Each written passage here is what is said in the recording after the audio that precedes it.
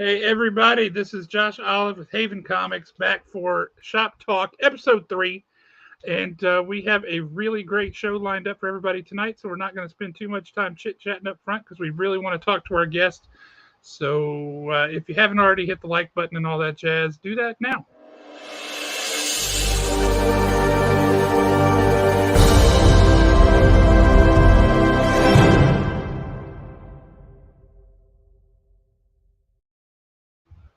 Once again, I'd like to thank Nick Ellis from Two Brothers Comics for making that super cool intro video for us because I totally dig it. Let's see.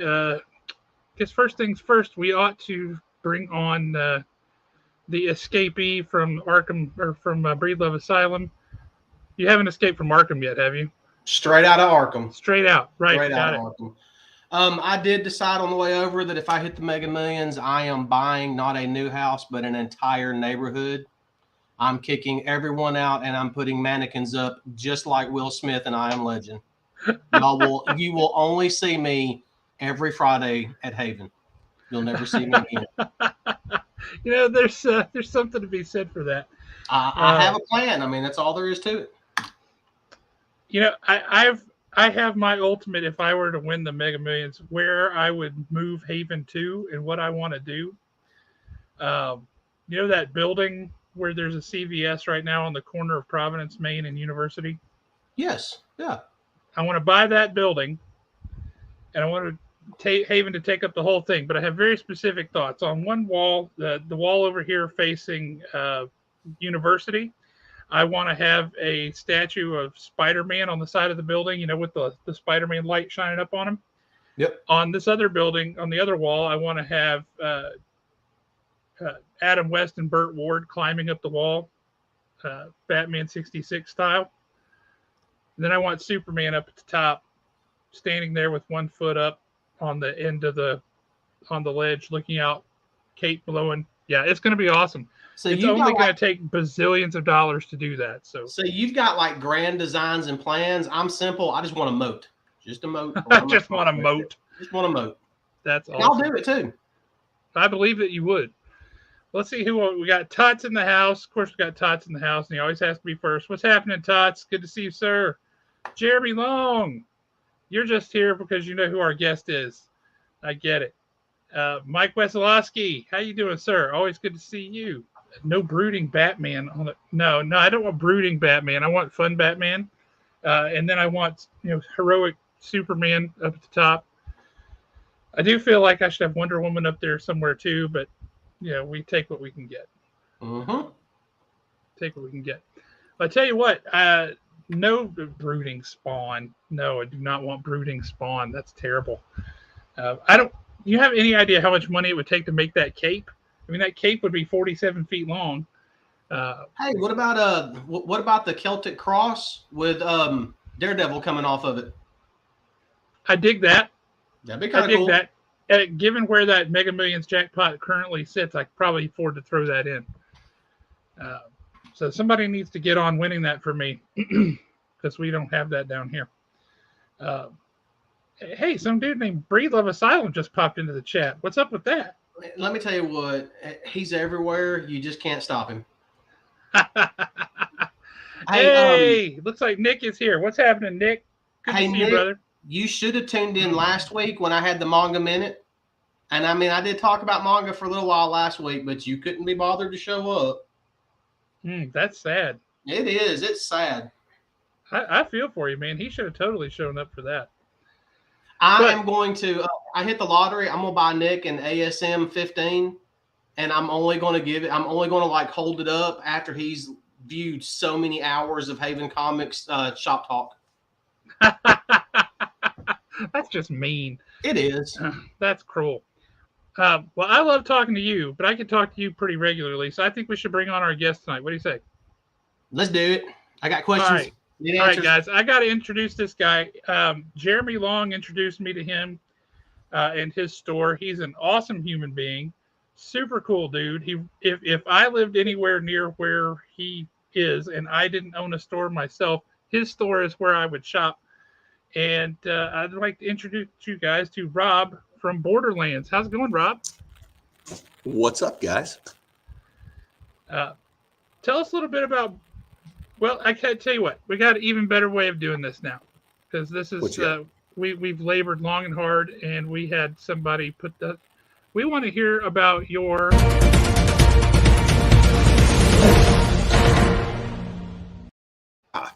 That was awesome.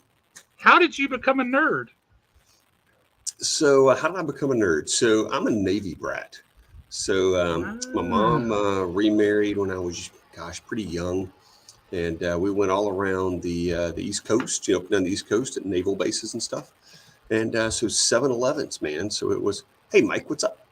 There were baseball cards. And I still have a really bad problem with Slurpee cups.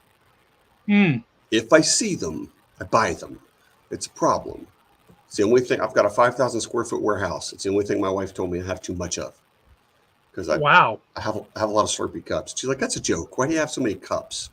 Comics are fine, but cups. Yeah, that's her gag. That's where she gets to rib me. Well, when the great apocalypse happens and everybody needs Slurpee cups, you're going to be the only one that has them. I'll be hoarding them. I'll be hoarding all the Slurpee cups. I'll be Burgess Meredith in that Twilight Zone episode. So the website will be One Rob Mini Cups. That's right. One Rob Mini Cups. That's horrible. Thanks for that reference there. I went with it. I was waiting. It took me a second. I'm like, that sounds vaguely familiar. Oh my God. Yeah, I'm rolling with it, man. You're not going to get me. We don't embarrass every year. All right. So you were a Navy guy or a Navy brat, and you traveled around a lot. Yeah, and so that got me into the hobby, right? So you needed something that was at every place, right? Because if you think about it, like when you move, even now, like if somebody moves, the first thing they do is find their hobby shop, whether it be cards or games or comics, right? That place they feel at home, right? So for me, it was convenience stores and drugstores. That's what we had back then. And then around 91, was just I'd made some life mistakes, and I think that's kind of public. I'd been homeless. I'd lived in my car. I really screwed up. Got everything straight and tried to go in the military, and I was 4F. So they wouldn't take me. I'd had a seizure disorder when I was really young, and it had gone away, but they wouldn't take me. So I took a job running a comic shop in a city I had never been to. And it was Heroes Aren't Hard to Find. That's a pretty famous convention. But at that point, they had 3 stores. And the one in Greenville, just drove down. They put me in this hotel that I stuck a chair into the door. And so a high class joint. It was bad, man. It was probably all they could afford, right? What comic shop puts a new manager up for 2 weeks in a hotel, right? Most shops can't afford that now, much less in 91. And so I was thankful. Found a place to live. Eventually moved up to head of retail in the chain. Stan Reed bought my store out of the chain, and I helped him for a while. It became Borderlands at that point. That was around 95, I think. And then I left, and I tried to buy it for 15 years. And for 15 years, he made me buy dinner, and he told me no.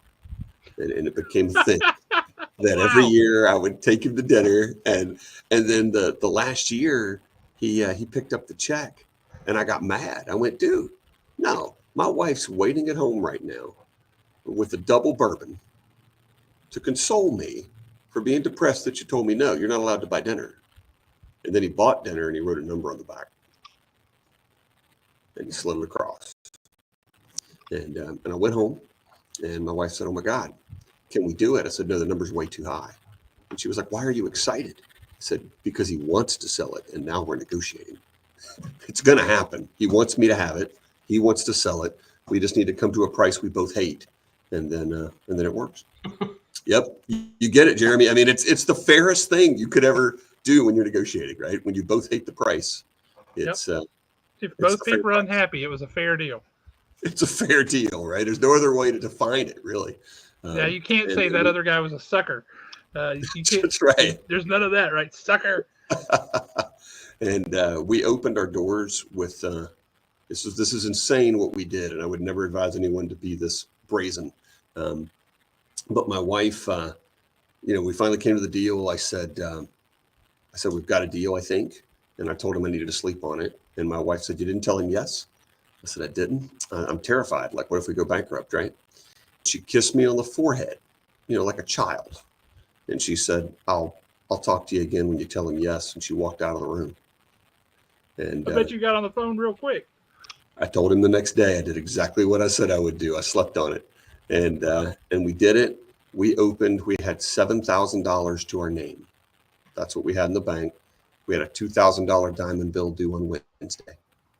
And we opened on a Saturday. And on Monday, we had an ice storm. Oh, jeez Louise. Holy cow.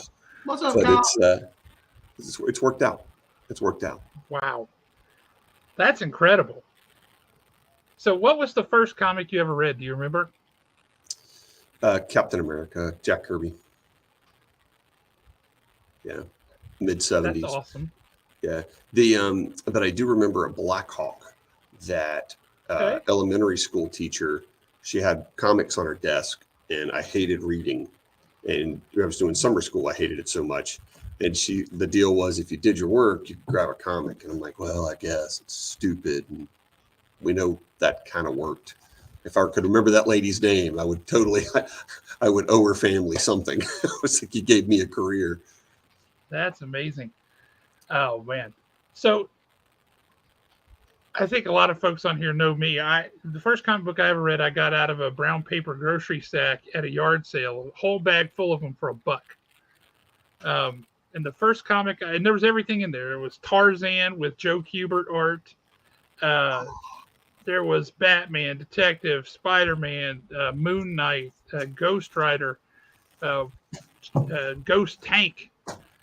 The first comic I ever read out of that pile was X-Men 133, Wolverine Alone Against the Hellfire Club.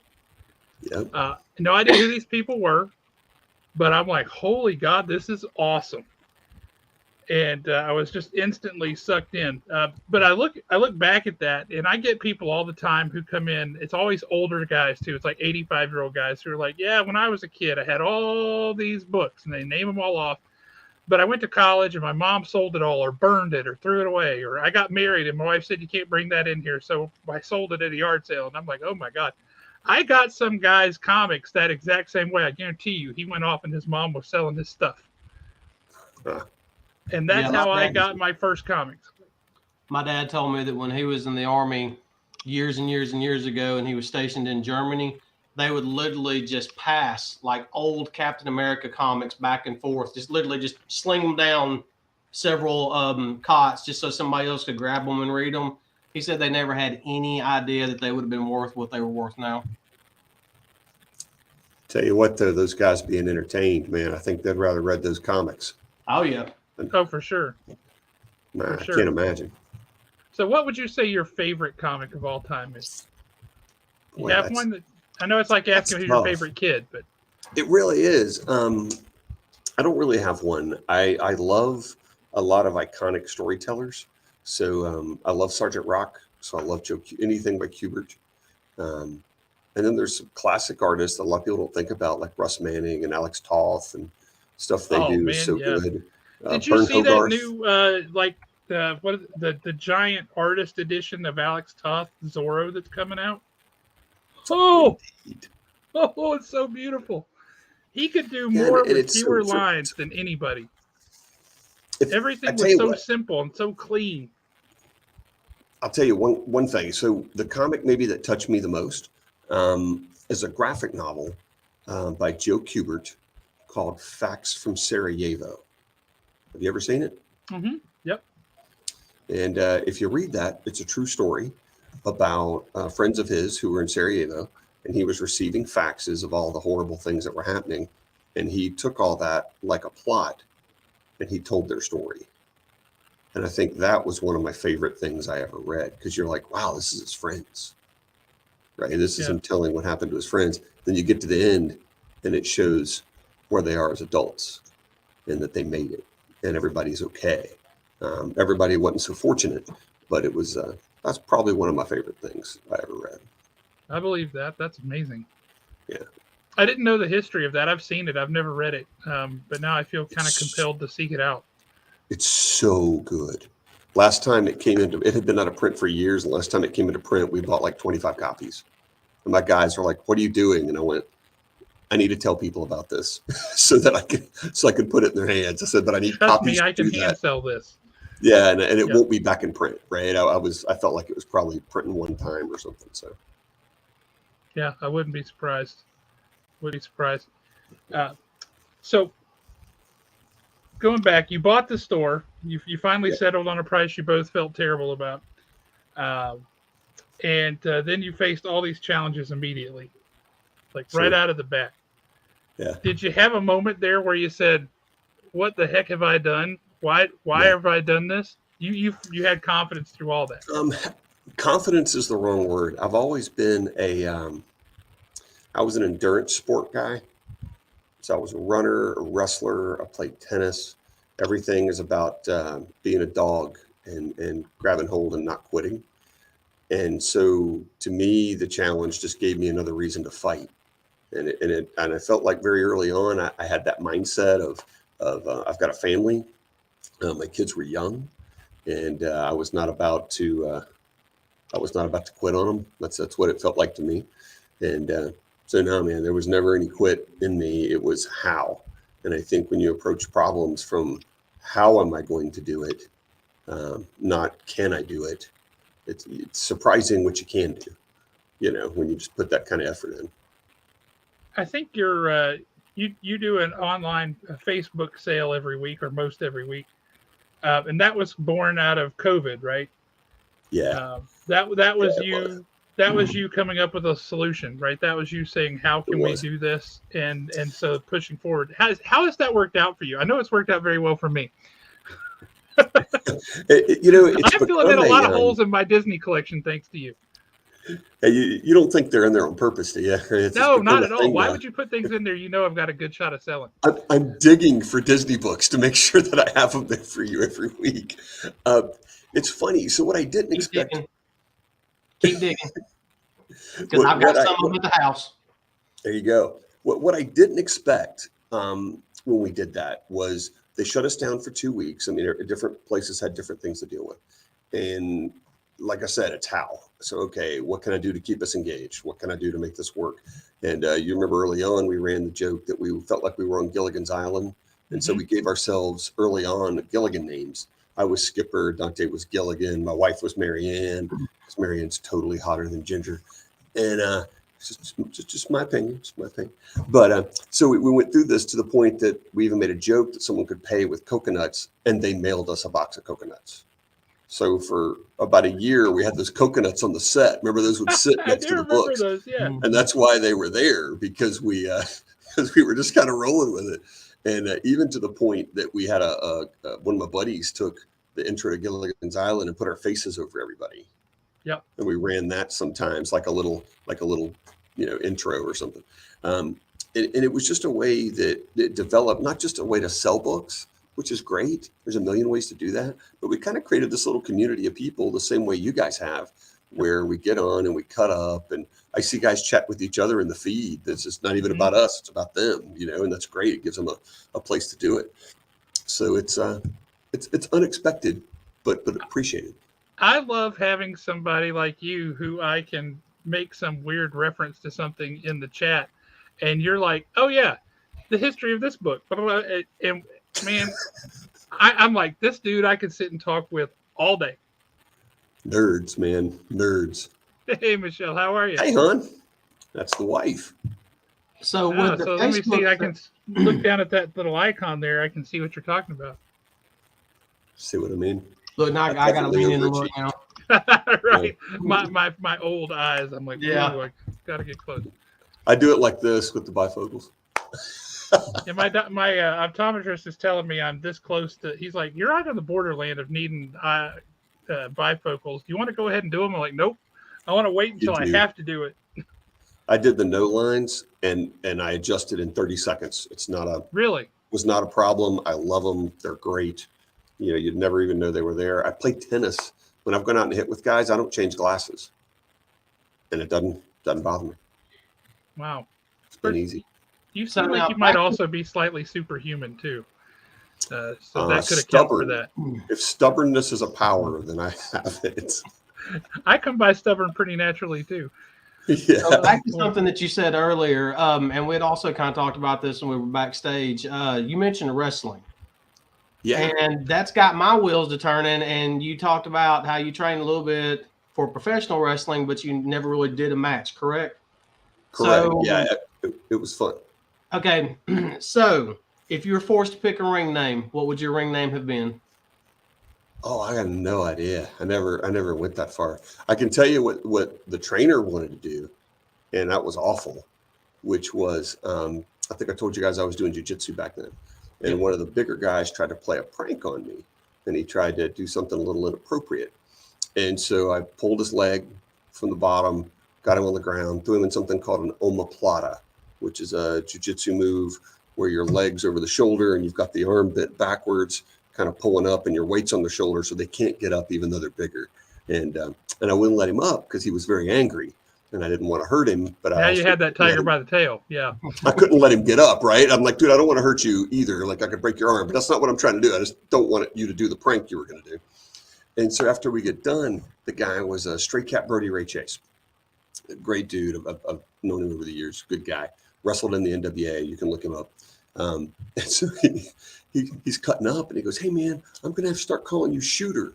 And I'm like, you're going to get me crowbarred in the parking lot. Like, he's really mad at me. Do not call me Shooter. Like, I'm not mad at him, but he's mad at me.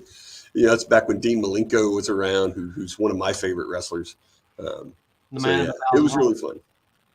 Yep, it was really fun though, man. It was it's an experience, like to do all that. But it's funny, like I saw guys get chopped so hard that there was a handprint on their chest and blood coming through the pores of their skin and the shape of the hand. Like I saw a guy get chopped that hard.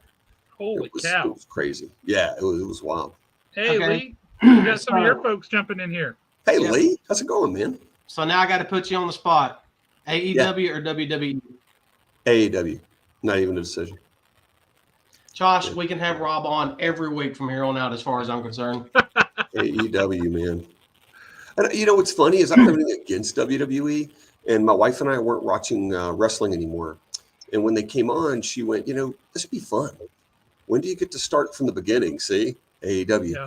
And so we did, and God, it's been so fun to watch. And we went to some matches live, and we're obviously doing this thing this weekend, and we'll go see. I think we're at New Japan, Yep. and we're at Flair's match, and then we have GCW tomorrow evening after the roast, and because they roast Ric Flair tomorrow. I mean, how cool is it that you get to go and see Ric Flair's farewell match?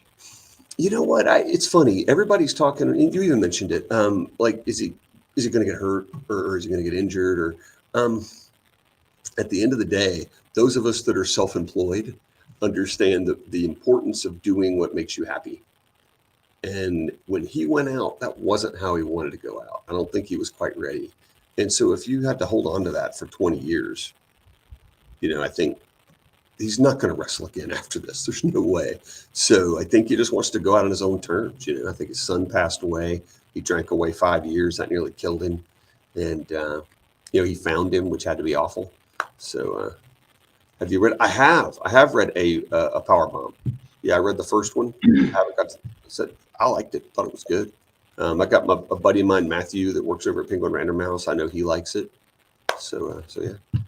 Tom Price works up at the shop, and if you like Terry Dodson's artwork, you would love Tom Price's artwork. Dude is awesome. I would love to see some Tom's art. I'm an art nerd. I bought a whole bunch of flat files so I can store my art. You know, I've got several pieces at home. Up recently. Here we go. I don't know if you've seen these. I hadn't seen anything like this in a long time. I'm gonna embiggen myself here. But this is the approval cover for Brave and the Bold 94. Oh, that's cool. Nice. And it's got a certificate explaining all that stuff. And you can see, I mean, it's a mess. This is a hand-colored original art for Detective Comics 435. This is from the Jack Adler collection. I don't know what I just did. But I mean, look at the whiteout used for the number and the month and all that. That's way cool. And that's Bernie Wrightson. We like to call it the Bernie Wrightson. And here's the hand-colored original art for that same one from a minute ago. Yeah, the color separations, basically. Yeah. And then there is this one from Mystery in Space, which is the approval cover. And I got one for Demon number 4, the approval cover. Look at that. That is so cool. It's the weirdest thing, but it's so cool. Was it an auction, or where'd you find this at? It was in a collection that a guy brought into the store, and I was just flipping through, and I thought, those comics look awful thin. What the heck? They weren't comics. It was just a cover. And I've looked into it. I bought color separations. I've got some from some Sergeant Rock books, and I think I recently bought from a guy 3 or 4 issues of All-Star Squadron, like the whole issue, all the colors. And I liked them. I mean, guys were trying to buy the Marvel stuff, but All-Star Squadron was one of my favorite books when I was a kid. So you got a big Dr. Fate fan over here. Dr. Fate. To me, Dr. Fate and Firestorm are 2 of the most underrated characters that DC has. They could do so much more with those characters. And maybe they're going to do it, right? Well, Fate I'm really big. Yeah, the way Fate looks in the Black Adam trailer, oh my God. I will be going to the movie theater to see that just for Fate. I could care less about Black Adam. I mean, Hawkman looks amazing too. I mean, I know he's kind of underpowered, but my God, does he look cool? It looks really cool. Oh, Josh is breaking out the box. But actually, one of the questions, since I've got 2 store owners on, I thought, hey, I got to hit y'all with 3 questions. And the first question, since we've been talking about kind of a few obscure comics, so based on your clientele that you have, Rob, and Josh, the clientele that you have at Haven, what is one book you went to that estate sale the other day, didn't you? Yes, I did. Because that was right down the road from the house. I just missed it. Steve Lieber. Got it. Dude, he was a great guy. That is so good. His style's so perfect for that. It's beautiful. I've got an original page from him up at the store, but I can't display it because it's somebody on a subway, and it has lots of very non-family friendly graffiti written on the inside of the subway.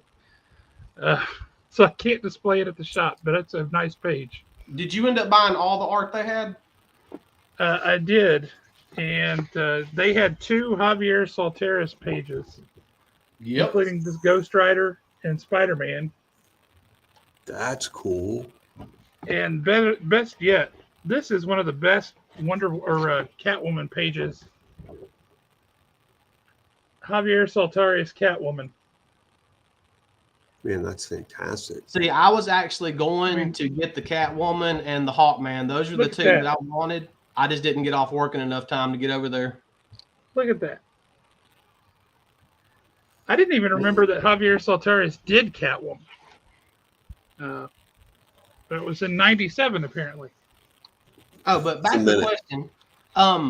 What is one book that both of y'all think that people are just sleeping on right now, that everybody's just missing the boat on it? And I mean, it's just a phenomenal book. Just nobody's picking it up. I don't know about nobody picking it up. It does okay in our store, but I really am a big fan of Once and Future. Oh my God, Once and Future is so good. I want Helen Mirren to be the grandmother in a movie. Yes. I mean, no, I want a TNT TV show, because the budget could be pretty low. Yeah. And they could do it, and then we could get the Grendel storyline. Spoilers, I'm in. I love Once and Future. Such a good book. Kieran Gillen's knocking that out. Have you read Die? No. It's a book that he did. The cover is, the logo is this odd shape that if you were to cut it out and fold it up like origami style, it makes a D20. That's the logo. But it's essentially a group of kids who were playing an RPG and got sucked into this other world where they had the powers of their characters, right? And they all came back except for one. And when they came back, they couldn't remember things that happened over there very clearly anyway. But then this dude, weird stuff starts happening. This dude shows up. Kieran Gillen writes that one too, and it is spectacular. Man, I'll have to try that because I'm a little bit of a D&D nerd. All right, so Rob went with what's in future. What's your sleeper book, Josh? What do you think everybody's sleeping on at Haven right now? That's tough. I have to say Nightwing. Nightwing has been so freaking good. Yep. And it's done so many. It's been interesting and it's been fun. It's like it figured out that Nightwing can still be fun, which I greatly appreciate. Like that issue they did where if you took all the pages out and put them end to end, it all made one giant. What was it? A 27-foot long running panel, something like that panel. That's brilliant. How did that artist conceive of that? How did Redondo do that? I don't know, but it was amazing. And pretty much the entire issue, he's just trying to save the dog. That was awesome. Yeah. I mean, you couldn't get any better than that issue. No, Nightwing is spectacular, and I love it. I think it is core, the thing that DC, it's weird. They forget, then they remember. It's really hard to relate to Batman. I'm not the best at anything. You're not a multi-billionaire? Stronger, smart. Yeah, but everybody has someone who's a little stronger, a little faster. Maybe they got a better job, but they're still your bud. They're still awesome. They just happen to be in a different position. So everybody can relate to having a buddy who's done these other things. And I think Dick Grayson is really good in his own right, but he just has a buddy who's just achieved a little more, started earlier, however you want to phrase it. But everyone can relate to him. And so I think that character is so easy that they don't use him enough. I think he's easier to relate to than Batman. And I was really glad that he found his niche with Nightwing as a character, because he had a transition from Robin to Nightwing, and it wasn't easy necessarily, but I thought it was fantastic. Have you guys read Mr. Miracle by Tom King? Oh, yeah. Oh, so good. Oh, yeah. So good. I was just moving stuff around in the back issues earlier today, and I had to rearrange things, so I had all of those. We've got plexiglass on the front of our back issue bins, so you can see what the first book in the row is, and I had to make sure that one got up on the front. Now, Rob, are you reading Batman Killing Time by Tom King? I'm not. Not right now. Oh, I think the final issue is getting ready to come out in the next couple of weeks. You got to read it. Oh, it is just freaking amazing. And he introduces a new character called the Help. And after you read one issue with the Help in it, you're going to be like, I've got to have a Help miniseries. We've got to go with his backstory. Just give me everything you've got about this guy and give it to me now. Well, he's good with those B-level characters. You know what I mean? It seems to be where he's shining. Yeah, he's really good at setting the tone. He can set a tone in a Batman book like nobody else. Human Target, they're doing again, right? Yep. Didn't they announce that? Yep. Yeah. I will say he had an issue of Batman, the date night with Batman and Selina and Clark and Lois, the double date. That was awesome.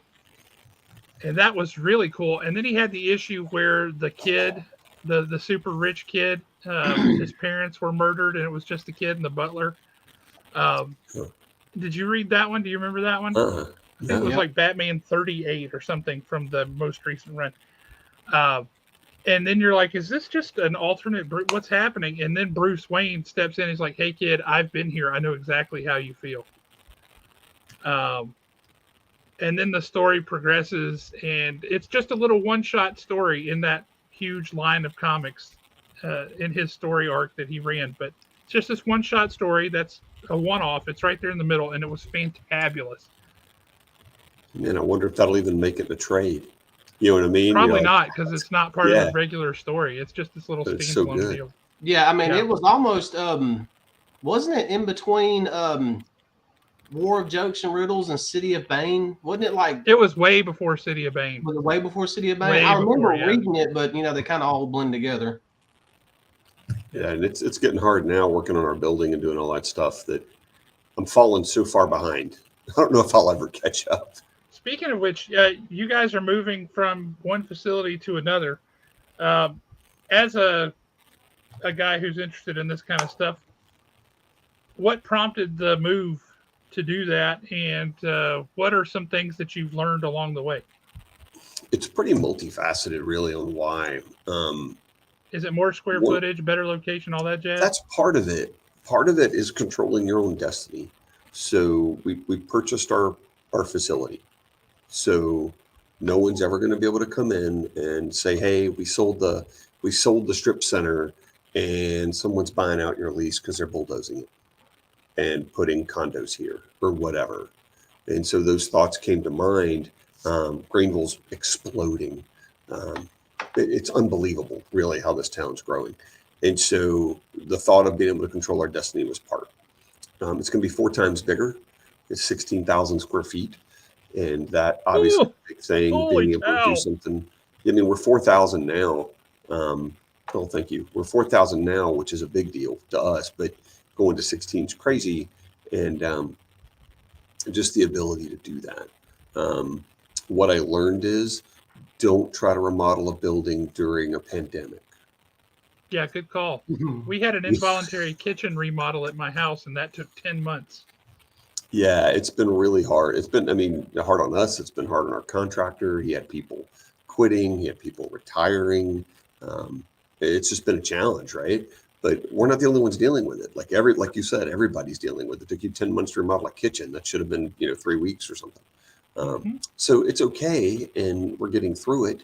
And I think it's going to be really good. I think it's going to be as good. And I think 12 months after, it'll be better. Greenville Tech. Jeremy, maybe that'll be a good landmark for you. It's pretty close to Greenville Tech, right across the street from a Waffle House.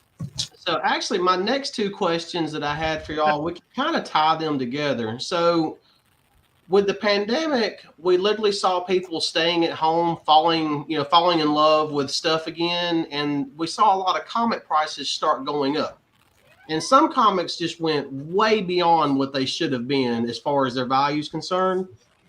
But now with pretty much we're in a recession. If we're not in the recession, we're like going to be in the recession anytime now. We're starting to see comics go back down. So literally, my first question is actually, what is one book that skyrocketed in price that even to this day has y'all going, this book's not worth this? We don't know why it went up. And then the next one, I'm not a spec collector. I know some people enjoy that. That's their thing. That's not me. What do y'all think the recession is going to do to spec collecting now? You want to go first? Or do you want me to go? Go for it. Rob just basically said, I don't want to be put on the spot, Josh. Why don't you go first? That's right. So I tell you what I think. So I don't want to ever say a book's not worth what it's selling for. Because if people are handing money for a book, I can say you're asking too much for the book because you haven't sold the book. But if you sell the book, then it wasn't too high because someone paid it. Because the market ebbs and flows, right? Like a stock market. So that's how I look at it. It's a little different than a lot of people. So the spec market drove so many books up that I wouldn't have paid those numbers, but someone was, right? I mean, they were paying it. So I go, it was worth it at the time, may not be worth it forever. I remember being able to get, Ghost Rider 1s out of $3 boxes, the Bronze Age Ghost Rider 1s. And so, so it is what it is. As far as books that just went nuts. I mean, I agree with Jeremy posted 181. I mean, that book's crazy, but I just, we just sold one for like $12,000. And I mean, what do? We help somebody out. It was a consignment for someone. and we were super happy to do it, but someone paid it. So that's, you know what I mean? There was no complaining even. It was just, there's the book, away it goes. So that's how I look at it. I look at it as when I got comfortable after a while in this, it became the market is what the market is. And that's the easiest way to do it. And you can always sell below market and get rid of the book. You know, it's frequent you look on eBay and a book's 100 and 100 and 100, and you're like, I'll sell it for 80 if you'll take it. Because I don't know how many people in my area want the book. Yep. And so you're happy to sell it. There's a perceived value and everybody's happy. Yeah, please take this book. I like that answer. Yeah. Well, do you find like you see with all the ratio variants and things, right? The 1 in 25s, the 1 in 50s, the 1 in 100s. Those things have a right out of the gate. Oh my God, we have to have it. And the next week it's dropped down to half or a quarter. Now, not across the board. You get some of them like the Souza Maika covers that just like keep going. Because everybody wants those things. The reason they drop is that same person who wanted whatever, the Art Germ last week, remember when he was the hot thing, they want a different thing this week and a different thing next week.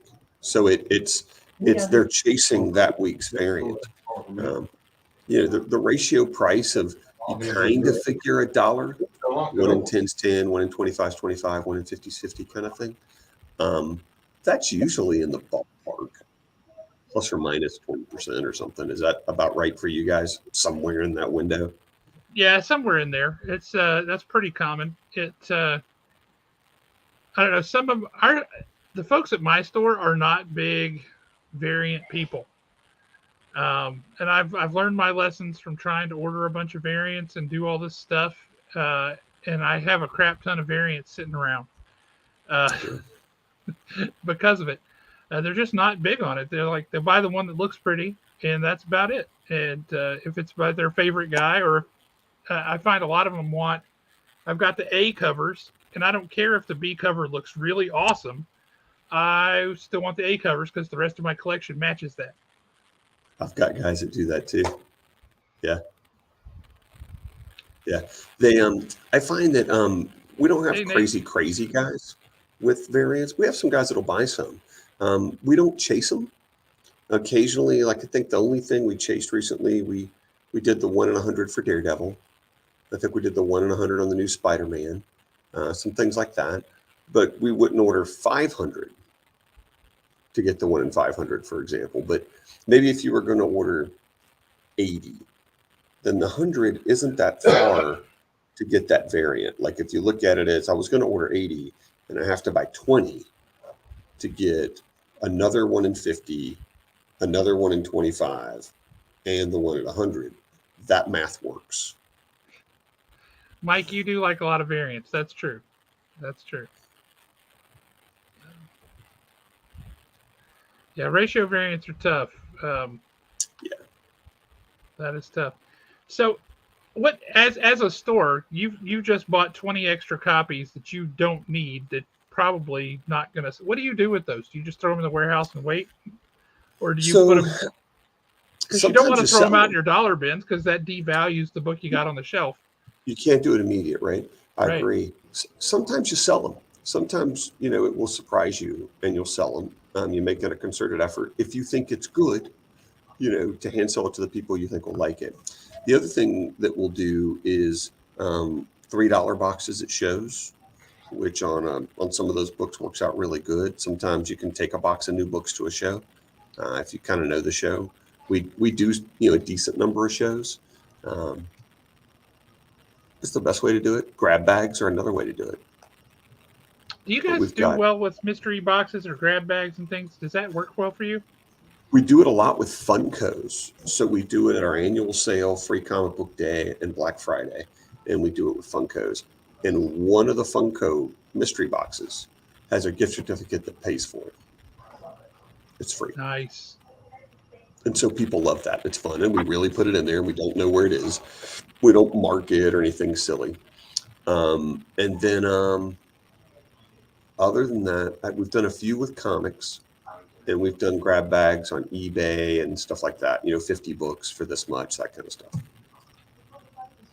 That's pretty awesome. I haven't tried much like that because we don't have a lot of room for anything. You've got 5,000 square feet currently. You're moving to a monster space, which is awesome. Congratulations. We have 1,000 square feet. I remember that. And that includes the 200 square foot back room. The Heroes was 800 square feet when I came in. It's 800 square feet. It was crazy. If I hit the Mega Millions, we'll add 4,000 square feet, Josh. We'll just buy the whole strip from the florist. Yeah, and I'll be a silent partner. I'll just show up every once in a while. You feed me, give me a couple of books, and I'll go right back home. What I heard was you do all the work.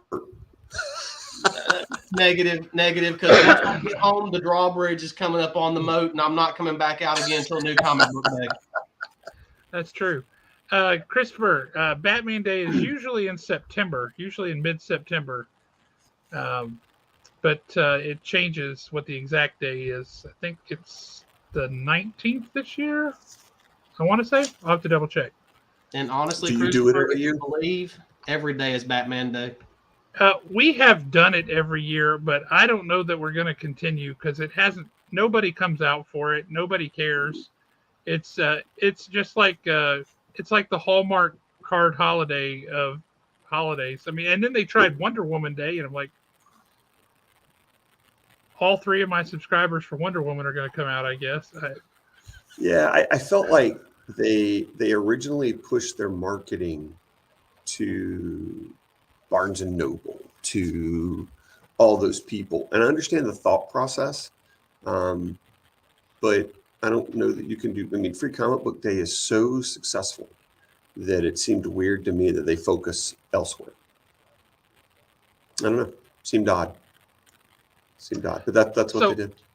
What's something that, as a comic book store owner, that has been like a really pleasant surprise for you over the years that you've had the store? Something that it could be a comic that walked in, it could be somebody whose life you impacted and you didn't know it until later. What's something just awesome that has happened for you at a comic book store, as a comic book store owner? Oh man, like Jeremy said, I can tell a million stories. But my one that sticks out in my head when you say that is I had a mom come in and she had a stack of Classics Illustrated. And hey, Scott, you are pretty awesome. I can tell a story about Scott too. So he opened the door, so you go right ahead. He did. It's a good story, but it's a funny story. This lady came in with a stack of Classics Illustrated, and she said, "I know these aren't worth much. They were in my dad's workshop, and my daughter's going to Greenville Tech, and I was wondering if you could just give me enough to get her books this semester, $100 or something." I'm like, "Oh God, it's Classics Illustrated, right?" And you're like, maybe if there's a first print or something, right? And I'm looking, and they're not. And then I get to one in the middle of the stack, and there's a book stuck in it.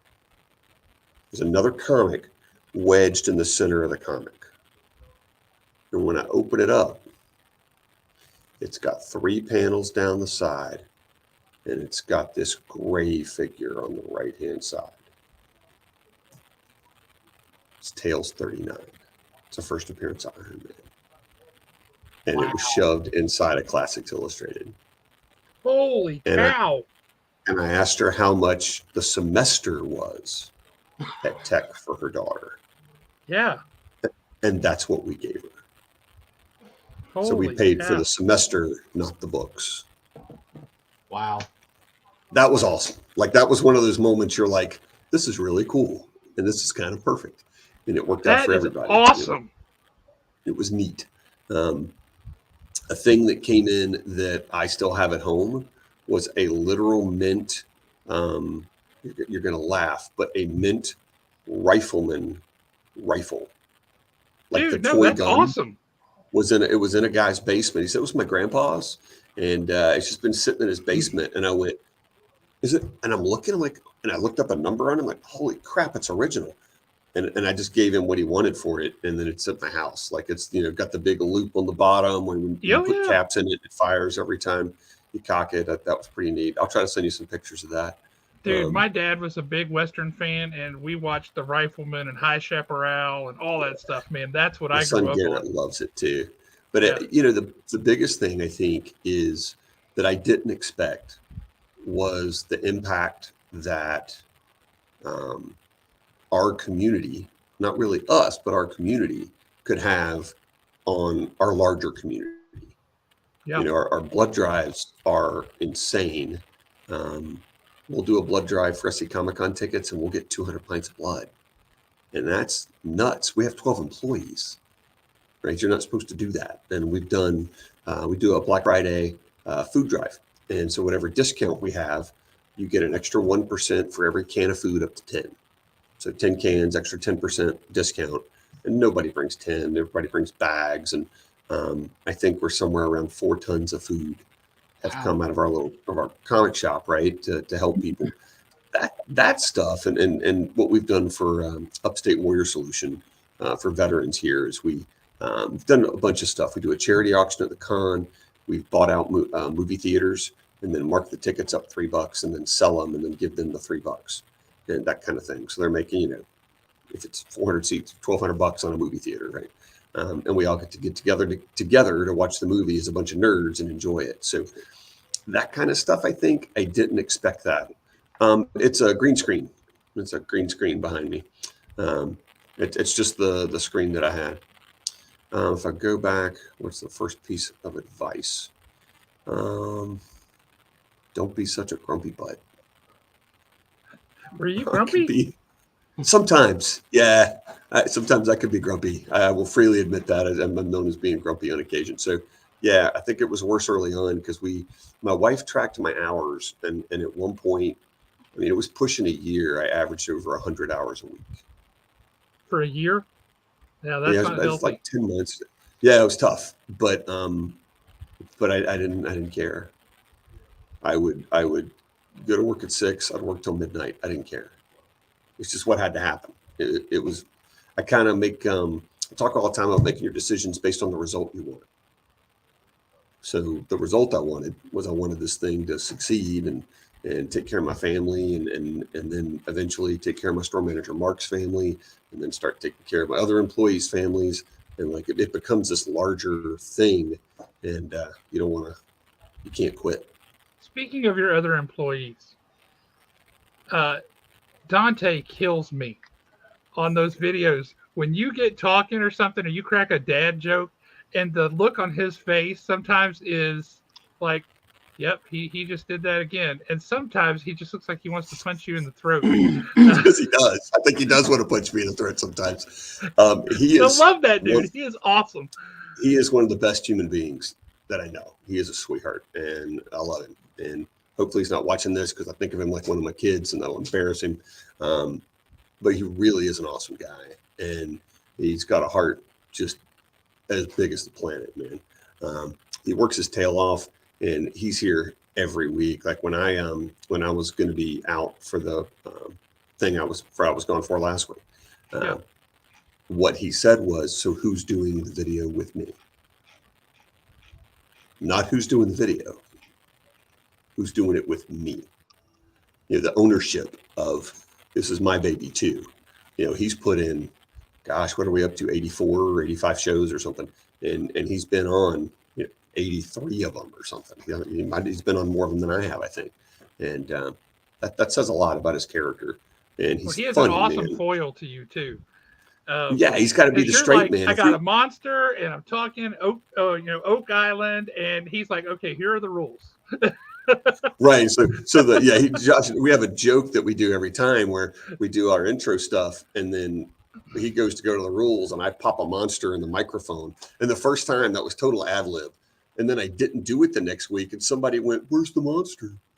And I went, "Oh, we made a thing, so now I have to pop it in the microphone every week. I can't drink it till the show starts." Okay, so Josh actually just opened the door on something else. Are we going to figure out Skinwalker Ranch first, or are we going to get the treasure at Oak Island first? It's got to be one or the other. I like both, and I want to go to Skinwalker Ranch so bad. Hey, you want to cry? We had tickets to tour Oak Island. See, I would love to do something like that. No, we had them. And we then had COVID hit. tickets, and COVID canceled it. That sucks. Yes, it does. Oh man. That's responsible for a certain amount of bourbon being imbibed in my house. Yeah, I definitely walked over to a bottle and went. They did okay. So I think that Oak Island kind of has been solved, right? And I think I think Skinwalker Ranch is a little more complicated, and I think people aren't necessarily ready to accept what it is. But I think that Curse of Oak Island is pretty clearly Templar based on everything they found. And it's funny, people say they haven't found anything. I mean, I think they found human bones about 130 feet below ground. Yep. And then they dated to the Middle Ages. And then one of them was Middle Eastern. I mean, it's kind of crazy when you look at some of the stuff they found. And so we know more than likely they think maybe the treasure's there. We'll see. I think they need to get it done, but it's really tough, man. That ground underneath has just been drilled and filled in, and it's just a mess. See, I'm I think surprised it hadn't collapsed. they're at the point now in the money pit. They're just going to have to start peeling that entire thing back a layer at a time. It's time to stop drilling. I just don't think they're going to find anything drilling the way they are. Did you hear the big dig? The theory on the big dig? So it was they were going to do some kind of process where just make a big circle, and they freeze the ground in this big circle, and then dig it out. The reason you have to freeze the ground is all the water traps. So you freeze it, and it stays frozen. I know that they had talked something about that they were possibly still another 2 seasons away from a massive excavation to that level. But, I mean, that was probably a year ago that they said that. I just don't see why they're waiting at this point. I mean, the only way that they're going to be able to get down logistics. My guess is, I mean, how long would it take to plan something that monumental? I can't imagine. You know, all the sonar stuff they've done is pretty crazy. I remember people saying that the water traps were silly and weren't real, and of course we know they are. I mean, they found them now, and they found even some of the flood tunnels. I mean, the engineering for that's incredible. So, are you saying that they have proven that Oak Island is not, in fact, the first living dungeon D&D setting where you would bring people over to play live action role playing? Is that what you're saying? That's not what it is? Are you attempting to say Oak Island is the origin of LARPing? It could be. That's fantastic. Except that it's like really real. Like, oh God, he tripped the trap. Oh, yep, we just lost another party. Well, I mean, look, we got Templars, we got Vikings, we got Spanish pirates, and we possibly have a link to Shakespeare in there also. So, yeah, it could be the beginning stages of LARPing. We have Revolutionary War coins that have been found. That's for sure. So, yeah, I mean, it's definitely a real thing. I mean, Franklin Delano Roosevelt followed the excavations there until his death. And he actually financially backed one of the digs. That's one of the things I've loved since I was a kid. For me, I read a book when I was about 10 on mysteries. And it was Bigfoot, UFOs, Loch Ness, and Oak Island. And I've been so hooked on the show because one of those things was going to get solved. Now, I didn't think the Navy would admit to UFOs. So then it was like, maybe 2 of these things are going to get solved. But yeah, the Oak Island, that's what got me hooked on the show. It was one of those mysteries. And then Curse of Skinwalker Ranch, my wife is addicted to. She loves Travis Taylor works right down the road from me, and if I ever get him cornered, I'm getting all the secrets before anybody. I mean, that's all there is to it. I'm going to hold him down and not let him up until he tells me everything.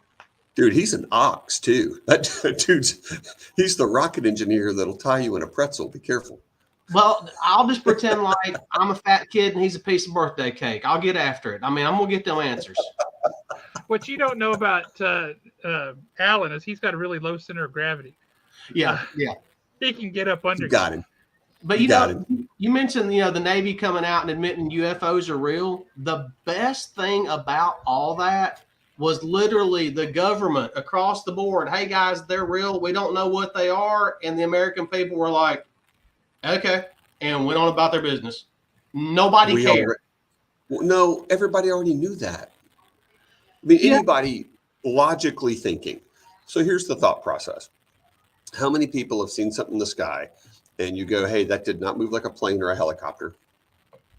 Might be, could have been an early version of a drone. They've been around a lot longer than we think. Let's be fair, like military drones and stuff. But you went, there's something, and I don't know what it is. And somebody else just said, there's something in the sky and we don't know what it is. Now they're calling them Tic Tacs. And I've been a UFO nerd for a minute. I'm not a member of MUFON or anything, but cigar-shaped UFOs have been talked about for hundreds of years. The Tic Tac is just a cigar-shaped UFO. So this is something that's been around a long time. And unless you can deal with physics, that thing has to be some sort of drone unless you can deal with physics, because whoever's in there looks like putty after it moves the way it moves, right? We got a comic from, I think, 1961. I'll have to double check it. It's on the wall at the store right now about UFOs. And it's like a historical treatise on UFOs through time. And it talks about, like, in the Bible, in the book of Ezekiel, he sees the wheel in the sky, the wheel in a wheel. And it talks about those as being UFOs. Those are flying saucers. But it talks through the Tic Tacs and all that stuff. And we've got that up at the wall, on the wall at the shop. That's a fun book. Vimanas in India, the ships they had over there, they called them Vimanas. The rumor was that King Solomon had a flying ship, is one of the legends that were told. I mean, there's a lot of stuff out there. I mean, you look at the Incas, or like the Nazca lines, rather. Why would you draw those if you couldn't see those? It's very odd, right? Yep. It's very odd. There's something like that in the Middle East somewhere too. I just read about the other day that you can only really see it from above. You can't see it from ground level. It just looks like hills, but it's like a series of connect the dots stuff. You can only see the shapes from above. Have you guys watched any of Josh Gates stuff? I love Josh Gates. Josh Gates is like one of my favorite smartasses right now. We're hoping we're going to try to get him for the con. He doesn't commit till later in the year, but we're going to try real hard. We went and saw him speak in Charlotte. Have a good one, Kyle. Not Kyle. He was awesome. Have a good one, Kyle. He is one of those guys that you could just sit and listen to his stories, because he's literally been everywhere. I mean, we're kind of getting to the point there's really no place he has not been yet. Yeah, I guess. But sorry, I'm messing with this thing here. My battery was getting a little bit low, and it went to help me out and goes, hey, I'll dim the screen. And I freaked out. I was like, what's happening? But yeah, he has been just about everywhere, and he's really cool. And you can look at his early shows, and they do the Expedition X shows, and we watched all of them. I mean, it's fun watching. And like you said, he's such a smart aleck that he's very, without being disrespectful. It's a weird, like, ribbing way, like you do with your buddies, and pretty funny guy. I liked it when he had his show on, I believe it was on Sci-Fi Network, Destination Truth. Mm-hmm. I like the way they kind of split that up. And then, but honestly, probably my two favorite shows that he's ever done was when he did the Sky Caves in Nepal. When they went, it was so beautiful. I mean, that was just scenery that no one's ever going to see any other way. I mean, I'll never be able to see something like that. And he puts it on TV. It was just gorgeous watching those episodes. You could. There ain't nothing stopping you. Yes, there is. She's 50, and she lives about 5 minutes in that direction because I'm at my sister's house. So yeah, she's stopping me. My wife is trying. She was trying to for 2 weeks while you go to Nepal. That's not happening.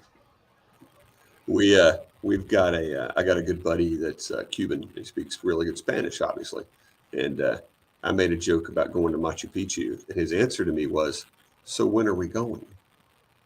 And I looked over at my wife, and she goes, "Whenever you want to go." And I was like, "Well,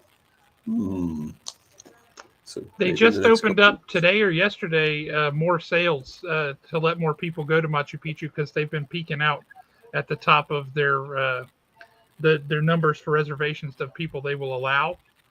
So they just expanded that number a little bit yesterday or today. But they also found a city on another one of the peaks that you can see from Machu Picchu using LiDAR. What is that one that's it's in Bolivia? and some of the ruins they've estimated being up to 10,000 years old, and I cannot think the name of it. I believe it's in Bolivia. Tiwanaku? Yes, that's it. Yeah, that one, I Tiwanaku's- wouldn't mind going to see that. See, that's going to be something else I do if I hit that Mega Million. I'll be sending y'all postcards from like everywhere I land, and the final postcard will be coming from Antarctica because I'm going to find the aliens in Antarctica. I'll be able to We'll find afford the it. Nazi base. Yeah, the Well, Nazi that base. or the Now- hole that leads me to the hollow earth. Going back to your Inca, Maya, all that stuff, right? Two things. One, my wife and I went to Belize on our honeymoon, and we went to a city in the middle of the jungle called Caracal. That to most people would go across the border into Guatemala and go to Tikal. But it was just us and a handful of other people. That's the only people there. And the excavations have been amazing. We climbed to the top of the Sun Temple, which is 140 feet tall, and it's still to this day the tallest man-made structure in the country of Belize. It was phenomenal. But that said, what do you think about Talocan, however you say it? Teotihuacan. Nope, I'm talking about the place that Namor is theoretically from now. Yeah. Hey, my buddy, by the way, had the gentleman I was talking about that wanted to go there, had a theory. Teotihuacan. That's right. He did tell me he got a Rey Mysterio mask for his son. His theory on that was, he said, why did they pick a predominantly non-seafaring race to do that with? Because they were predominantly not. I think the seafaring. visuals are spectacular. They look great. They But do. I don't understand the drive to say not Atlantis. What in the heck? People have an association with Atlantis, right? You hear Atlantis, you instantly have images in your head of what this could be. And it's got this gravitas and this antiquity that goes back. You see this new Talocan or whatever, and you go, a can full of towels? I don't get it. What is this? I have no connection to that. Now, Kevin Feige has got some equity with me. He has earned a lot of equity with me. But that's a decision that I look at and go, unless somewhere in there they say, yeah, this is what we call it, but your people called it Atlantis. Something. Just that much of a nod would be okay with me, but I need a nod because otherwise, if it ain't Atlantis, it's not Namor. I think the biggest challenge is change for the sake of change. Yes. Change with a reason we can accept. I'm a huge Cap fan. Changes in Captain America were made, but there were reasons and they made sense for a movie. But when you make changes for the sake of change, then people kind of push back and it doesn't feel right, and they call BS. They throw the flag on that. So, I did see one person online the other day that I thought was hysterical said that as long as he declares war on the surface, then tries to sleep with some other man's wife, it's still Namor. And I was like, well, I can't argue with you on that one. So, as long as he and Human Torch wreck New York, then it's Namor. Yeah. That's true. So let's talk about the MCU for a second. First of all, what's your favorite of the MCU movies? Do you have one you can pick? I mean, I love Captain America. And everybody loves the second one, and that's right there for me. But that first Cap movie was such a sleeper. And I think the story I always tell people is on that movie, you have to understand one thing. You have to love Steve Rogers before he's Captain America. Yes. And once you do that, then the rest of it falls in place. And man, they nailed it. They just, the line I will use that you fall in love with is, he's still skinny. Yeah. Yep. Right? He jumps on the hand grenade and Tommy Lee, well, he's still skinny. And he walks off. And it's like, you're still like, yeah, dude, but he's not going to be for long. And we all know it. And that was so good for me. The second one was like a 70s spy movie. Mm-hmm. That was really just incredible. And then probably number 3. Black Panther and Guardians were both just, I liked them a lot. I agree with you 100%. I got to tell you, Captain America, the First Avenger, is absolutely my favorite of the MCU movies, period, end of story. I really, when they cast Chris Evans, I was like, I don't know about that, because the only thing I've ever seen him play is a smart aleck, a hothead, and an idiot. And I'm like, I don't know if he can pull off Steve Rogers. Well, he nailed it. He absolutely nailed it. He could play that kind of earnestness that Steve Rogers has. And holy cow, it was awesome. I loved it. I loved everything about it. That is the one I go back and watch the most, by far. Yes, the one that I can't quit watching is the first Thor movie. I for some reason, I love the first Thor movie, and I think it goes back to that one line when he brings Selvig in after Selvig's drunk, and Jane says, "What happened?" And he says, "We laughed, we fought, we made his ancestors proud." I love that line for some reason. That is a good line. So I always go back to Thor for some reason. I don't know why, just that first movie. Those earlier Marvel movies were more about the core of the characters, and as they've gone, I feel like they've it's necessary to drift, right? Because you can't tell the same story again.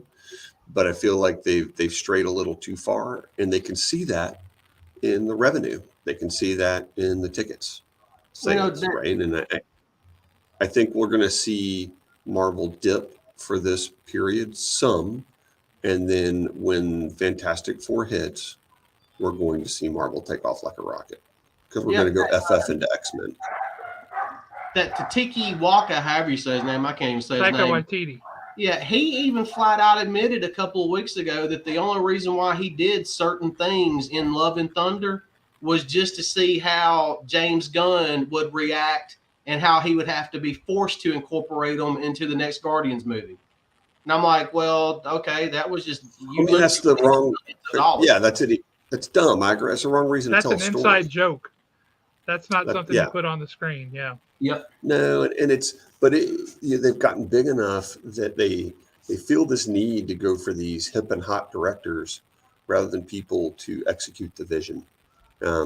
If they could get the Russo brothers to do more movies, man, they nailed Captain America. There's not a bad Captain America movie in the bunch. There's not. I mean, even Civil War is really good. It's not Captain America. It's an Avengers movie. But it's an Avengers movie. Agreed. Yeah, but it's really good. I mean, nobody's complaining. We saw Giant Man. Come on. Right. And Spider-Man. It was a great introduction for Spider-Man. So good. But you mentioned Fantastic Four a second ago, which brings up all the SDCC announcements. Are there any that you're particularly excited about or particularly leery of, like you look at and go, really? Y'all are going to do that, huh?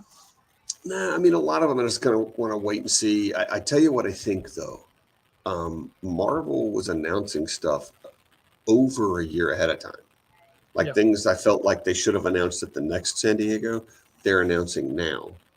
And the only reason I would do that, me personally, they have another whole strategy maybe, is if I don't think this year is going to be what I hoped it would be. I'm already building hype for a year and a half from now. So that's my thought.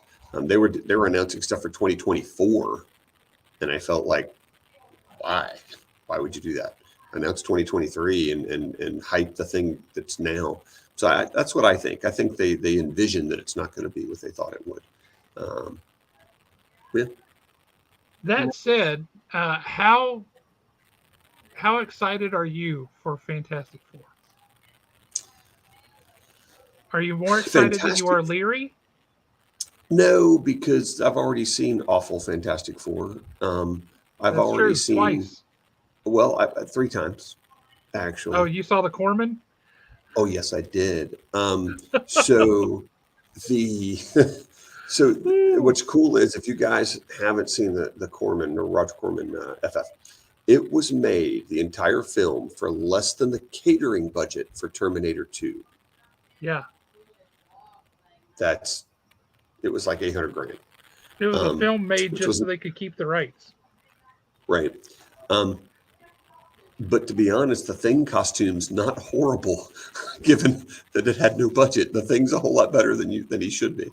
I feel like they're going to hopefully do it right. You need to fall in love with the family dynamic, and I think that's the big piece of that folks don't grab. So Reed and Sue. Yes, the Fantastic Four is not superheroes. They are a family of explorers and scientists and adventurers who happen to get into scrapes that are above the mundane, right? Right. That's the whole point of the story. You can't tell just your standard superhero story with them because it's going to suck. Right. I mean, it's not. They're not out there looking for criminals. Reed's trying to explore, and then a dimension gets breached, and then someone tries to attack. And there's nothing wrong with even telling stories where they find something awesome and help somebody else where they are. It doesn't even have to be here. I think it would be really good. I hope it's really good. And X-Men, for me, it's funny. I'm a big X-Men fan, but it's only Byrne Claremont. That's my X-Men, right? That's one of the early things I read too a few years later. And for me, that's good. I mean, do Wolverine right. Give me Colossus right. He's not a comedy thing for Deadpool, although I love that character in the Deadpool movies and he was fun. But give me some really good X-Men. So do you think X-Men gets announced at D23? Do you think they're holding off? We're doing Fantastic Four in early 2024. I wouldn't do X-Men until 2025. Because that gives you a year in between and you could flip-flop going through. Yeah, I'm with you. So question for you, going back to comics, since that's the root of all this nonsense that we're talking about. Is there a particular comic book that you've got that means something to you more than any other? Is there one special comic that you're like, this is the one? If my house was burning down and I could only rescue one book, it would be this book. Man, there's a bunch of books I feel that way about. Shadow Comics 1, I think I would. I have more of those than I should from the 40s. It's a book I buy every time I can find it, which is not very often. Not often. Offline, we'll talk. I've got a few. They're really cool, and I love them. That one for me, because I was growing up poor, and I could listen to the radio shows from a library. They put tapes in a answering machine. Yeah. And I fell in love with them. Being able to own that was pretty special. I never thought I'd see it, much less own it. So that one's pretty cool to me. If I could ever get a copy of Captain America Comics 1, that would probably be my grail. I do have a copy of the first Shadow Pulp, which is almost impossible. I have a copy of the only one I've had a chance to buy, and it's coverless. And it's still the only one I've ever had an opportunity to pay for. Not it was too much, and just a chance to actually buy it one time, and I bought it. Those are pretty cool. There's cool stuff like that. I have some white boxes from D&D, which for me is You have more than one? Yeah. Dude, I was buying those things go for good money. So when I was buying them, awesome. They were $200 or $300, and now they're what, $1,500 or something. Yep. And that was only a couple years ago. And Yep. I started buying them and just tossing them, keeping them back. I do have one still shrink wrapped. It's never been opened. Oh, that's so awesome. Yeah, and it's like, you're like, oh, they're so minty inside. It's like, don't touch it. Put it back up. Put it back up. Don't get tempted. Don't even look at it. Yeah, don't look at it. The shrink wrap might just open up out of fear.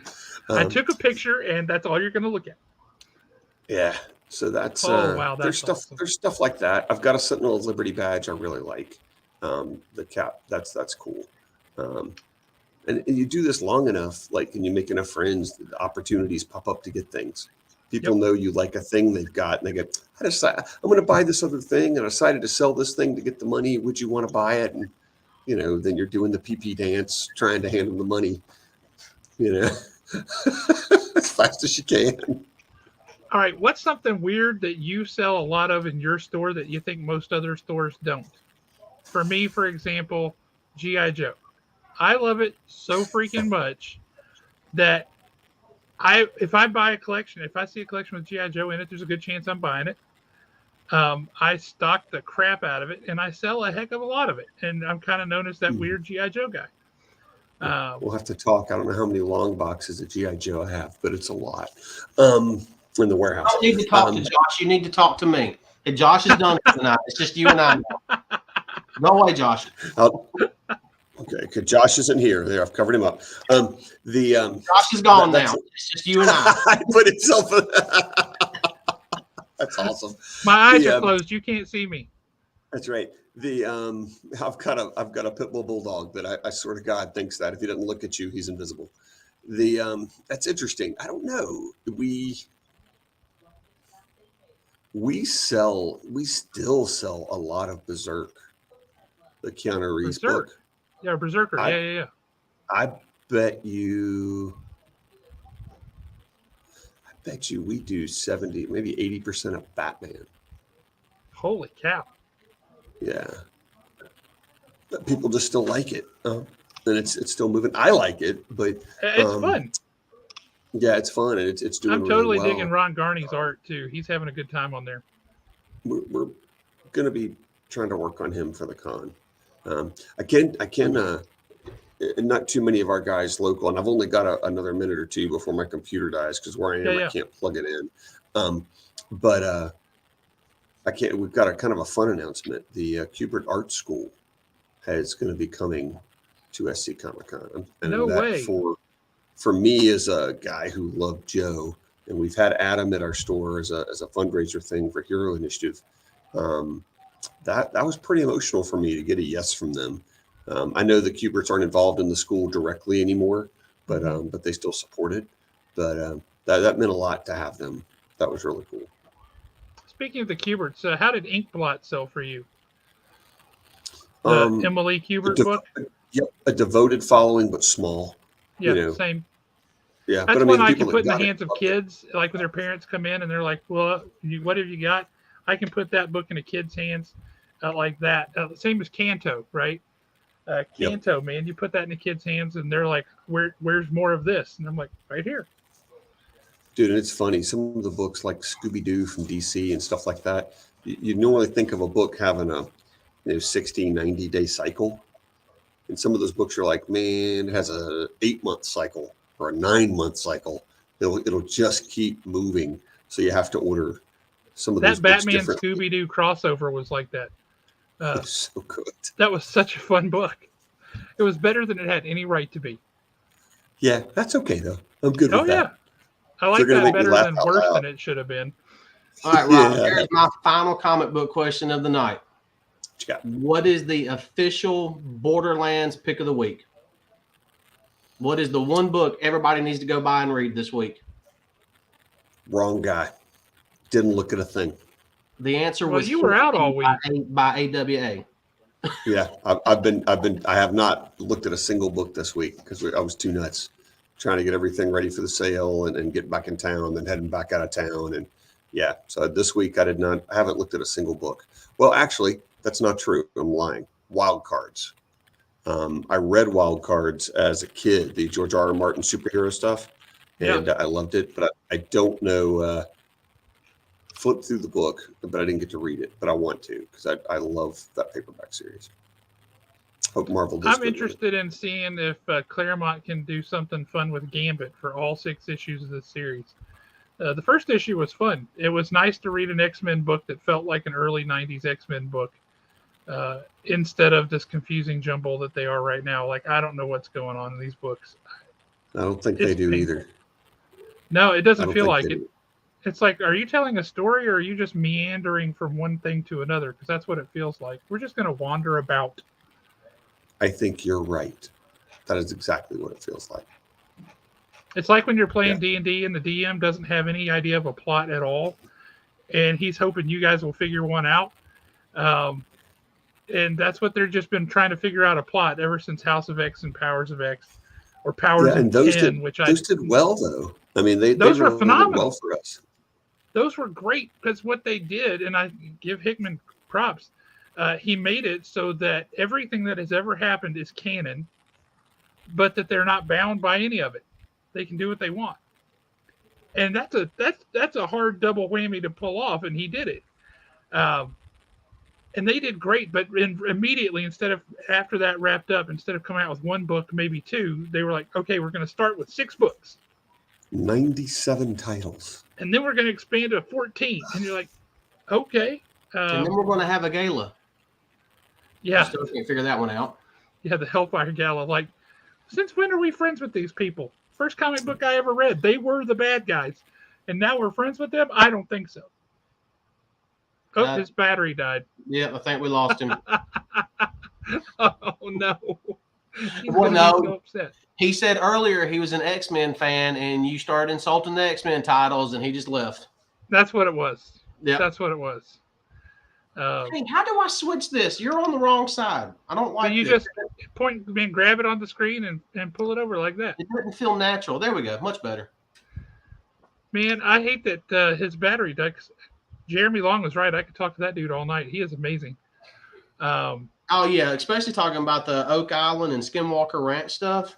Oh, I love that type stuff. He's like point for point. He's my kind of nerd, right? Oh, yeah. Comics, the movies. I can't believe he said Captain America: First Avenger was his favorite, because so far I'm the only one that's their favorite of all the MCU movies is Captain America: First Avenger. And then there's him. Hey, he made it back. I wasn't expecting that. What crap? Sorry.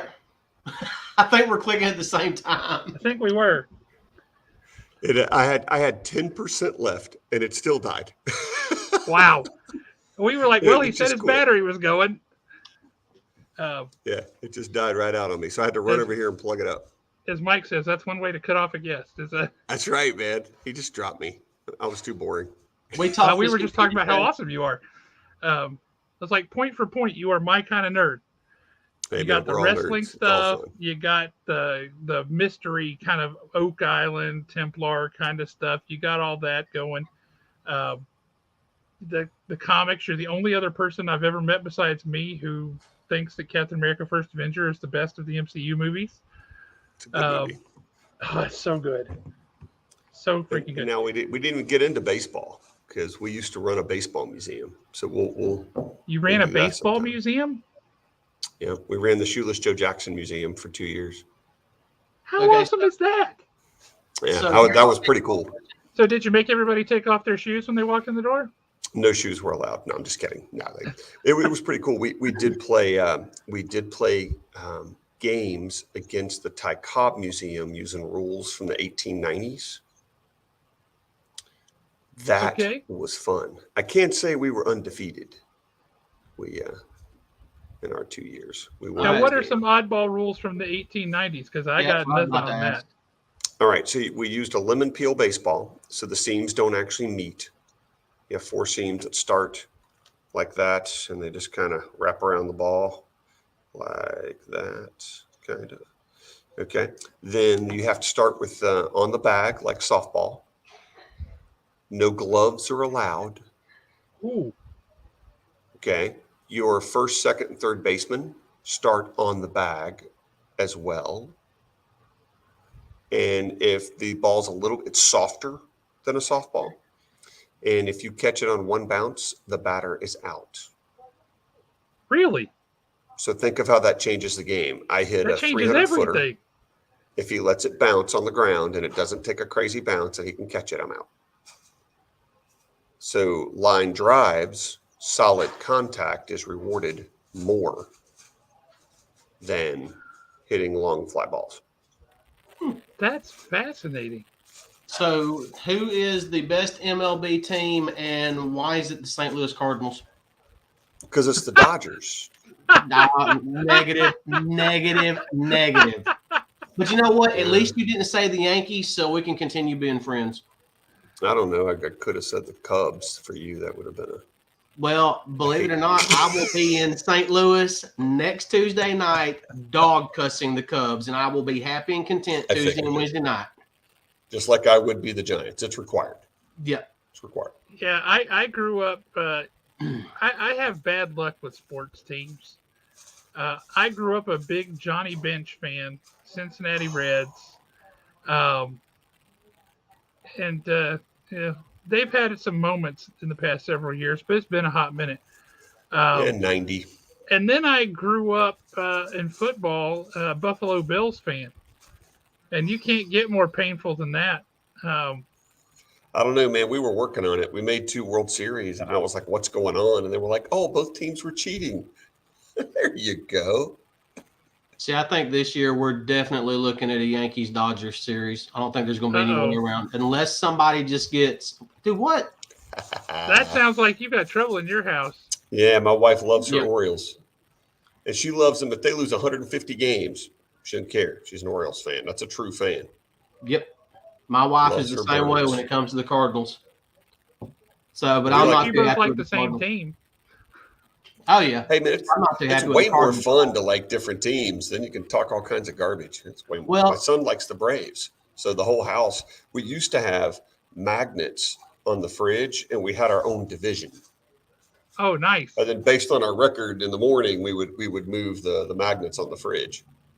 Now, Oh, see, see, now tell that's your awesome. son that the Braves stopped being the Braves when Claudel Washington, Del Murphy, Glenn Hubbard, Bruce Benedict, and all those guys left the team. They have not been the Braves since then. They're just a team that plays in Atlanta now. They're the John Man, Walker. John Schmaltz. Yep. Spawn and Sane and Pray for Rain. Uh-huh. There you That's go. awesome. There Now, you go. you said you had some things you wanted to talk to me about. What do you want to know? I'm an open book. Well, it was more like some of the questions you asked me, like what got you to own a shop? I mean, everybody here's probably heard it, but I haven't. For me, I ran a comic book shop in Decatur, which is about 30 minutes outside of Huntsville, for a few years in the mid '90s, and I loved it. I loved it. I got out of comics for a couple of years after that because it didn't end well. The guy who owned the store saw an opportunity to put a competing store in Huntsville out of business by hiring away their manager and giving him my job, which he did without telling me. So that was awkward. Didn't care for that. But then I had a friend of mine who said, "Hey, we should start up a comic book store sometime." And I'm like, "Yeah, sure, that'd be great." And I never thought he really meant it. And then there was a sports memorabilia guy in the mall in Decatur, of all places, who had gotten into selling a lot of comics, and he didn't want to. Somebody had talked him into it, told him it was this great thing, and he's like, "I don't know what I'm doing, and I hate it. I just want to sell sports memorabilia." So he was selling 33,000 comics, just trying to get rid of this massive collection of comics. And we went down and looked at them, and we asked the guy, "What do you want for him?" And he's like, 31.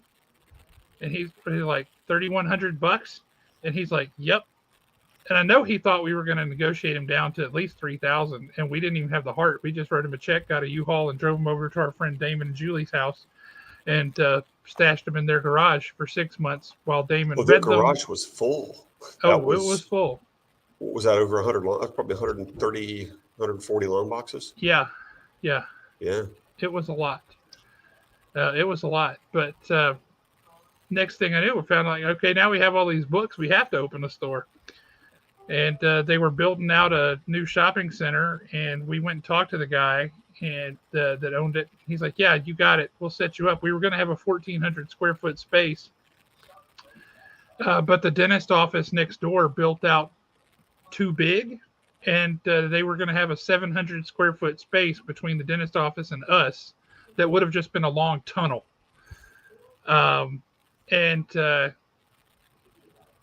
He was like, "Look, I'm not going to make a long 700 square foot tunnel. That's ridiculous. So you're going to get a 2,100 square foot space." And I was like, "I'm cool with that." But then he had some kicker in the closet like 3 or 4 years in that our rent would ratchet up for 2,100 square feet, which would have been fine, except my buddy's wife, there were issues there that sprang from somebody at the store. A customer that was not good, and so he was like, "I got to get out. I can't do this anymore," because he couldn't separate the issue that happened with her from the store. I get that. So he got out, and I had a couple of other partners in the early going there, and that didn't work. So then it was just me, and it's just been me since 2005. So we've been open for 21 years as of this past April. 21 years. Yeah. That's amazing. Josh, you're freezing up real bad. Am I? You're okay now. 21 years, man. That's pretty incredible. I think It's a long time.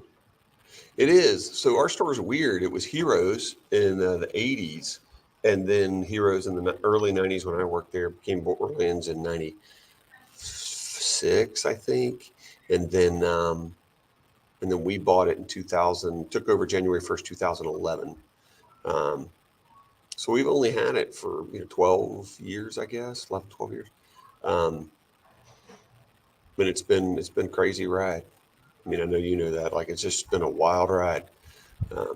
That brings to mind a question, because you occasionally mentioned that, hey, what's happening, Chris? Glad you're able to join us. Something that I remember from running the comic shop back in the mid-'90s was you would get these occasional retailer thank you things from the publishers. Yeah. What was your favorite one of those you ever got? Beer. The dark brew or the Armstrong Ale? Armstrong Ale. Yeah. I gave them to a friend of mine for Christmas who was a big Valiant fan. Many years later, like 2013 or 11 or something. I mean, I'm talking like, not that long ago. Yeah, those are really cool. Those are really cool. And I got a soft spot for Valiant from that time period too. Man, I loved Valiant in that time period. They were awesome. And then the whole Acclaim thing, and then I don't know. Valiant now is really tough. Froze up on me too. Oh. Your picture is frozen. Yeah, you guys are both froze for me. Yeah, I can hear you, but your picture's frozen. But yeah, Valiant underwent a lot of changes, and they went from awesome to okay, but I can't sell it. We just don't have any audience for Valiant books at all. I mean, I think we have 2, maybe 3 subscribers for any Valiant books. Now, yeah, it went crazy for me for a minute there, but I heard the Valiant book thing. Everybody froze up. When Valiant relaunched, Bloodshot at one point had probably 25, 30 subscribers for us. It was doing really well. But it definitely has lost its steam, for lack of a better term. There are some people in that company still that I really like, and there's some people that used to work there that I'm fond of to this day. I'm still friends with Dinesh. I was about to say you're a bad idea guy, so you must be buddies with Dinesh. Yeah, I highly recommend you do that. What's the issues? If you haven't. The books are incredible, and they're good. Silly. Oh, they're silly. I couldn't get on board with all the rules and stuff. Some of them were just like, I can't track that. That's a whole other level of labor that I have to involve myself in. I mean, really, it's really no different than you normally do business. You put out the books, you sell them. It's limit 1 to a person. Now, if somebody comes back in a day later and buys it, it's 1 a day. And we do that for a lot of stuff anyways. That's the only real major thing. Try to display them prominently. Well, you do that with everything. Like, most of it wasn't that big a deal to me. Some of it was just them being silly and cutting up and trying to do good marketing, which they do, obviously. Well, they can certainly generate buzz. They're very good at that. Yeah. Oh, we're the people they did the silly donut stuff with, and that was completely insane and really fun. And they ran it very well and kept it organized, and people were excited, and they sold out. It was great. But I'm friends with Dinesh, and I still know Hunter, and I still know Adam, and I still know Matthews over at PRH, and John is still over at Valiant, and Fred's still at Valiant. There's a lot of great guys came out of that company. So there's a lot of companies like that. There's just good people all over this industry. And I feel like it's one of those things of, that one just lasted. I mean, it's kind of the indie that never went away. I don't consider Image an indie because they don't own anything. No, that's It's kind of true. weird. It's kind of a weird thing, They're a right? publishing house but yeah, the individual creators own the different products. Yeah. So it's a little different, but somehow Valiant's still around. So I we did make kind a of bunch of. I was going to say, Go we're ahead. kind of all having some technical issues, so I want to get one more plug in for you before something catastrophic happens to feeds. Well, and that's a Thanks, great man. timing to bring that up. You've got your comic shop, but you also run SC Comic Con. Tell folks about that. So we For do. We anybody who run. doesn't know, Jeremy Long based the expo in many ways, the Huntsville Comic and Pop Culture Expo in many ways, on the SC Comic Con and how you Thank run you. things. I appreciate that. That's kind of you to say, and it's kind of Jeremy to say. So we, at the end of the day, we wanted to run a fan friendly show that's good for families, and so SC Comic Con, like this year, it's April 15, 16 coming up, and then the fall show we do a 1 day. Yeah, we're always around the same time, Jeremy, pretty close. And then the fall show, yeah, I did. We sat at a little diner around the corner from the store and had lunch and talked. I remember that. We and then the 1 day show is October 9th. Um, the full show is around 160,000 square feet, and the small one's about 40,000 square feet for 1 day. And it's a lot of fun. And we've added some media guests and wrestling guests over the years. We've had Neil Adams, Denny O'Neil, Jim Steranko, Mark Wade, all kinds of great creators. Greg Capullo, Scott Snyder, Kevin Eastman. To me, that's really cool to be able to bring those people home, to see our city and to meet the people locally here. And even the celebrities and the wrestlers love it. Like, especially the old school wrestlers love coming here, the ones who are in the NWA, because Jim Crockett Promotions ran here. So that's a really cool thing. Well, and you having a background in wrestling, I'm sure that it means something to them to have somebody to talk to about it, like you, who's like it's fun, man. knowledgeable. It's really fun. I mean, they're doing that wrestling thing in Nashville this weekend, and it's Jim Crockett Promotions. They actually brought it back and have the trademark and everything. Nice. Who was your favorite wrestler from back then, from the Jim Crockett promotion days? From the Crockett days, Yeah. Man, it's probably Arn. In modern days, man, I love Dean Malenko, but also like Jushin Thunder Liger and Benoit and Eddie, that whole cruiserweight group of guys that came over from ECW are really.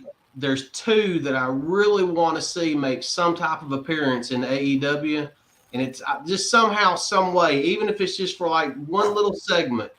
Nikita Koloff and Barry Windham. If we could just have, especially Barry Windham with the Dustin Rhodes connection, if we could just have him show up one night, I'd be happy. He's a big dude. I don't know. I don't know if he will. I know Nikita does some indie stuff, and he manages some guys. So he's out there. He's in the Ric Flair's Last Match documentary. If you guys haven't watched that, it's free at RicFlairsLastMatch.com. I'm plugging their stuff here. But I would go watch it. They did a really good job, and they interview Nikita. And he does say Shitoeta, just so you. Okay. So, and another one of my favorites from back then, you'll never beat Tommy Wildfire Rich. You remember when did you watch ECW when he was a full-blooded Italian? Yep, sure did. Oh, it was so dumb. It was awesome. It was fantastic. You had all these purely Italian guys, the Tommy Wildfire Rich coming out with the blonde hair and the redneck accent going, I'm an Italian. Oh, God, it was great. Yeah, we used to get the ECW pay-per-views because it was like a train wreck. You just could not look away. It was so much fun to watch. The first one, we had 15 people in our living room.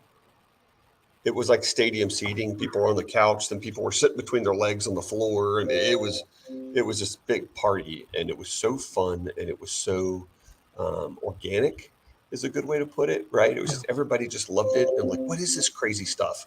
And everybody wanted to see it. And that was really, you try to capture that every time you run a live event. Yep. Right. Whether it be in your store or whether it be our con, you're trying to capture that exact feeling. that you got when you watched ECW and did not know what you were going to see next. That's the thing you're trying to capture. Paul had some magic. He couldn't balance a checkbook, but by God, he had some magic. Oh yeah, dude could tell a story. I mean, he could flat out tell a story, but no, he couldn't pay people. Now, No, what he about was not Vince good. McMahon and his current issues? You know, so some of that's weird. I'm very much a live and let live thing. So if people, good night, buddy. What happens between two adults is their own business. If he used his company's money and it's a publicly traded company, that's a problem for him. Thank you, man. So that's that. I think the company will be better off not having a 77-year-old trying to do creative content, because there's not too many 77-year-olds who know what 30-year-olds want to watch.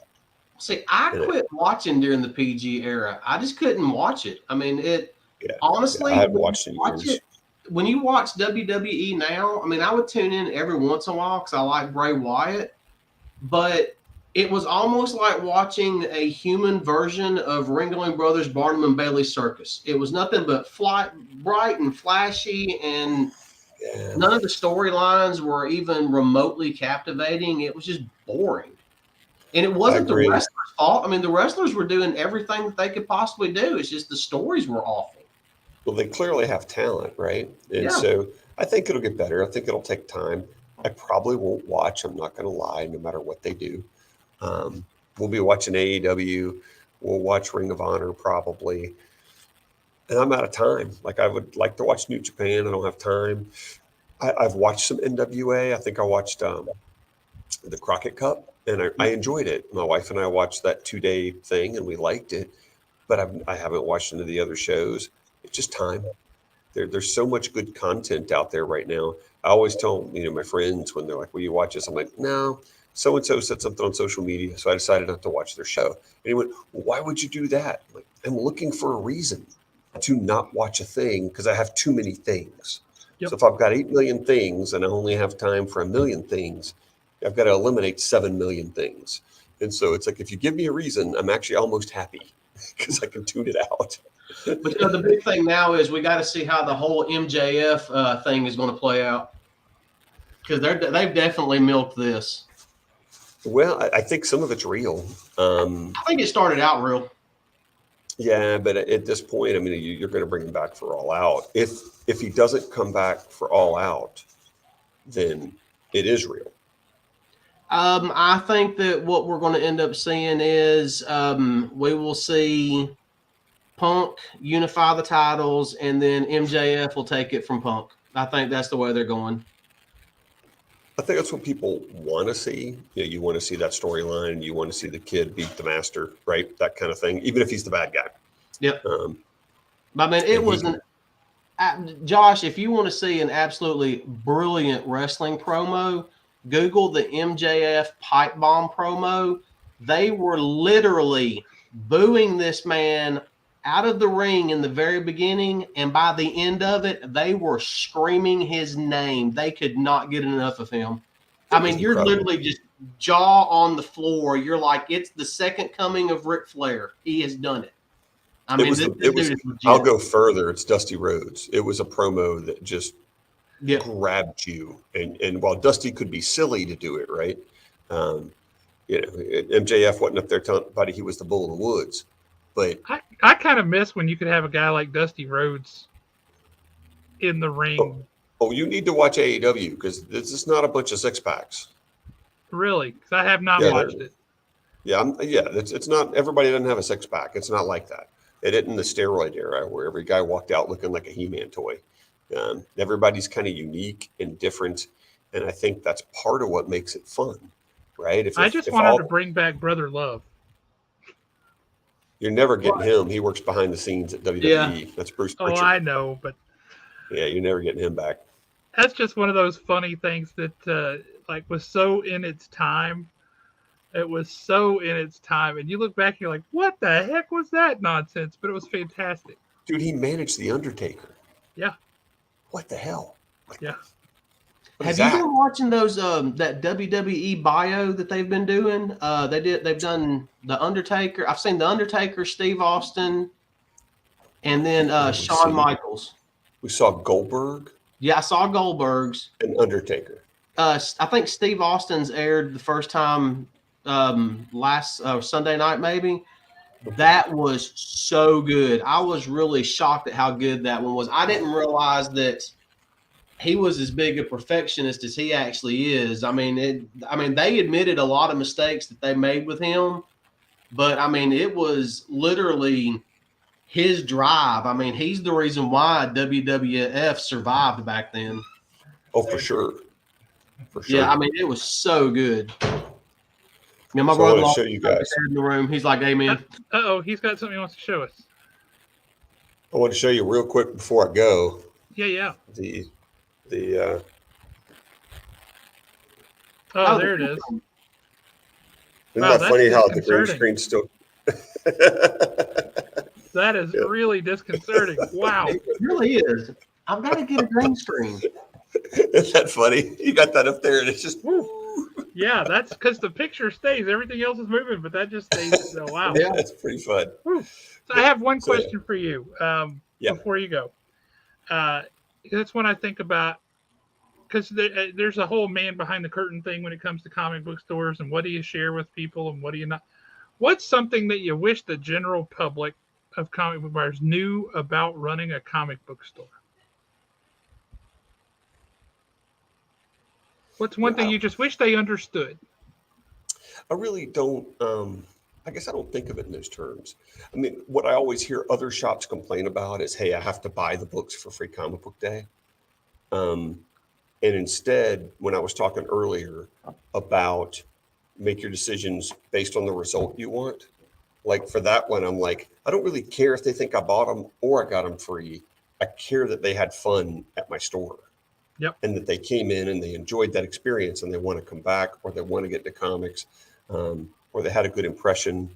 So I don't know that there's anything for me that I would change about any of it. I mean, I think people know what we stand for and they know what we work for every day. And our team is incredible and they're the best people. And I wouldn't change any of them either. I mean, it's pretty cool. I mean, I got to admit, right now is a good time to do what we do, and we have the right people to do it. So I don't know that change. The only thing I would change in that regard is I wish that people would understand I cannot control UPS or FedEx.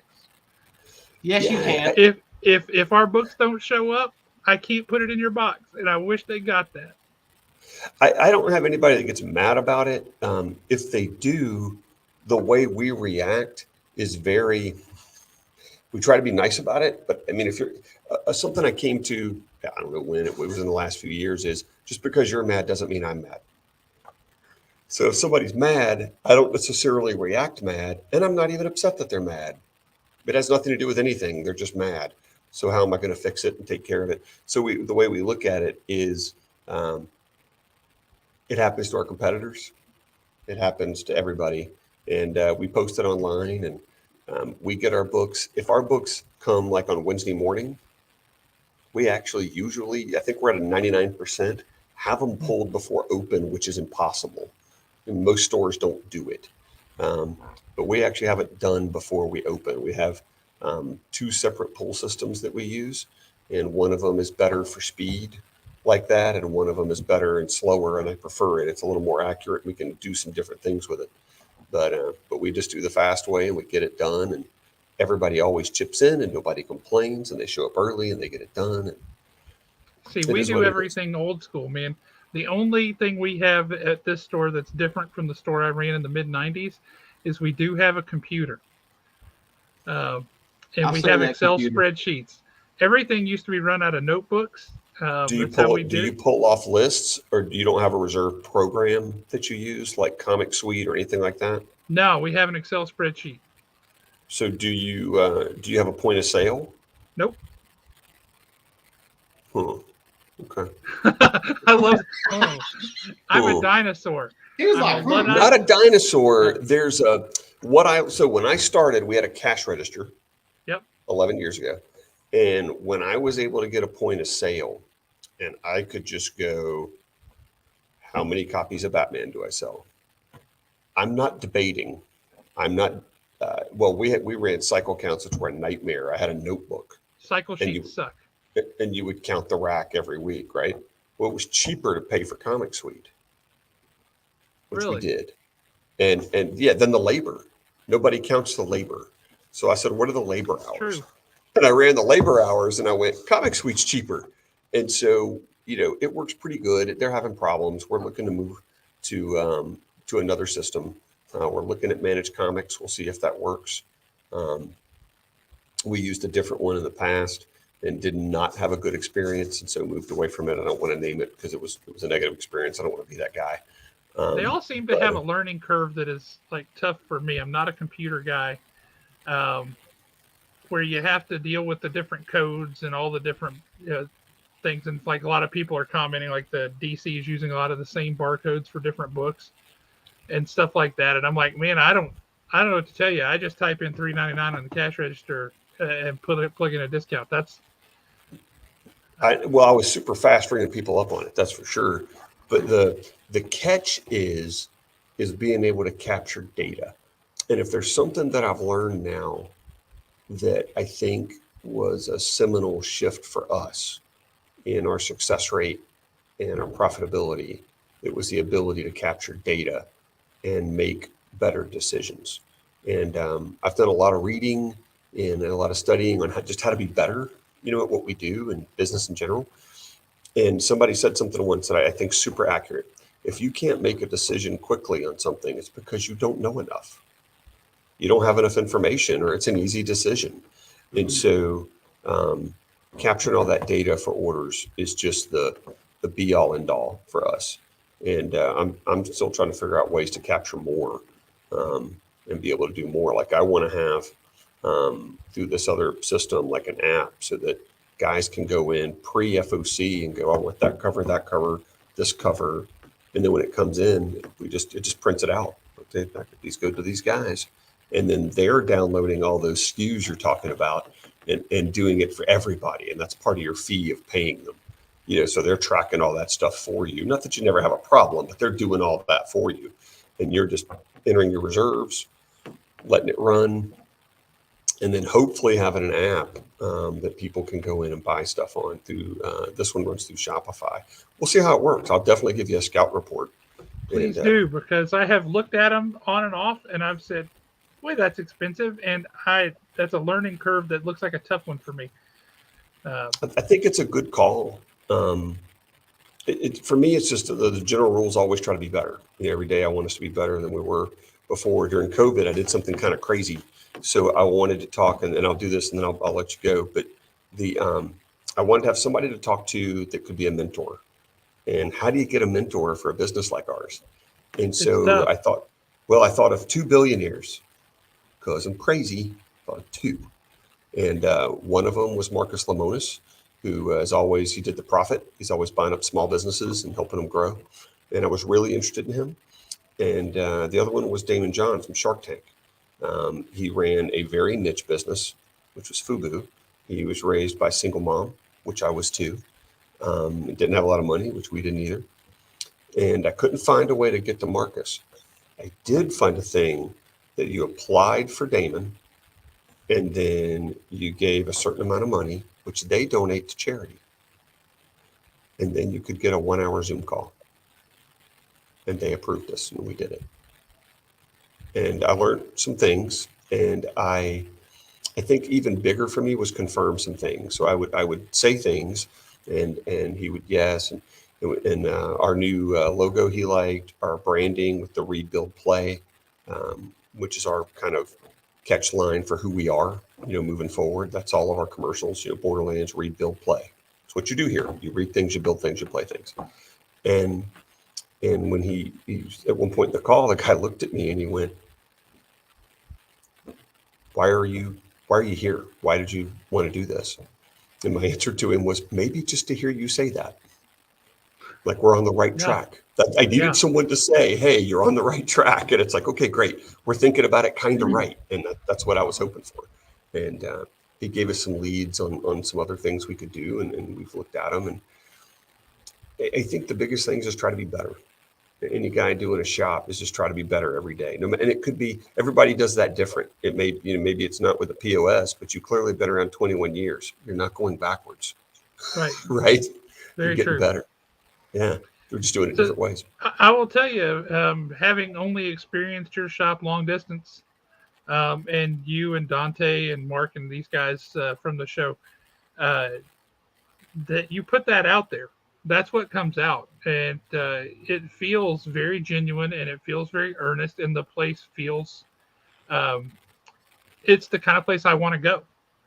Thanks, man. I mean, I'm not joking when I say I've been contemplating and looking at dates on the calendar of when I could just make a road trip over there. I think he's only 5.5 hours away. I could go over there. We'd love to see you come crash with us. It'd be great. And so I've been looking at dates on the calendar, like when can I get over there and go see this place and hang out with these guys. And I don't say that about a lot of stores.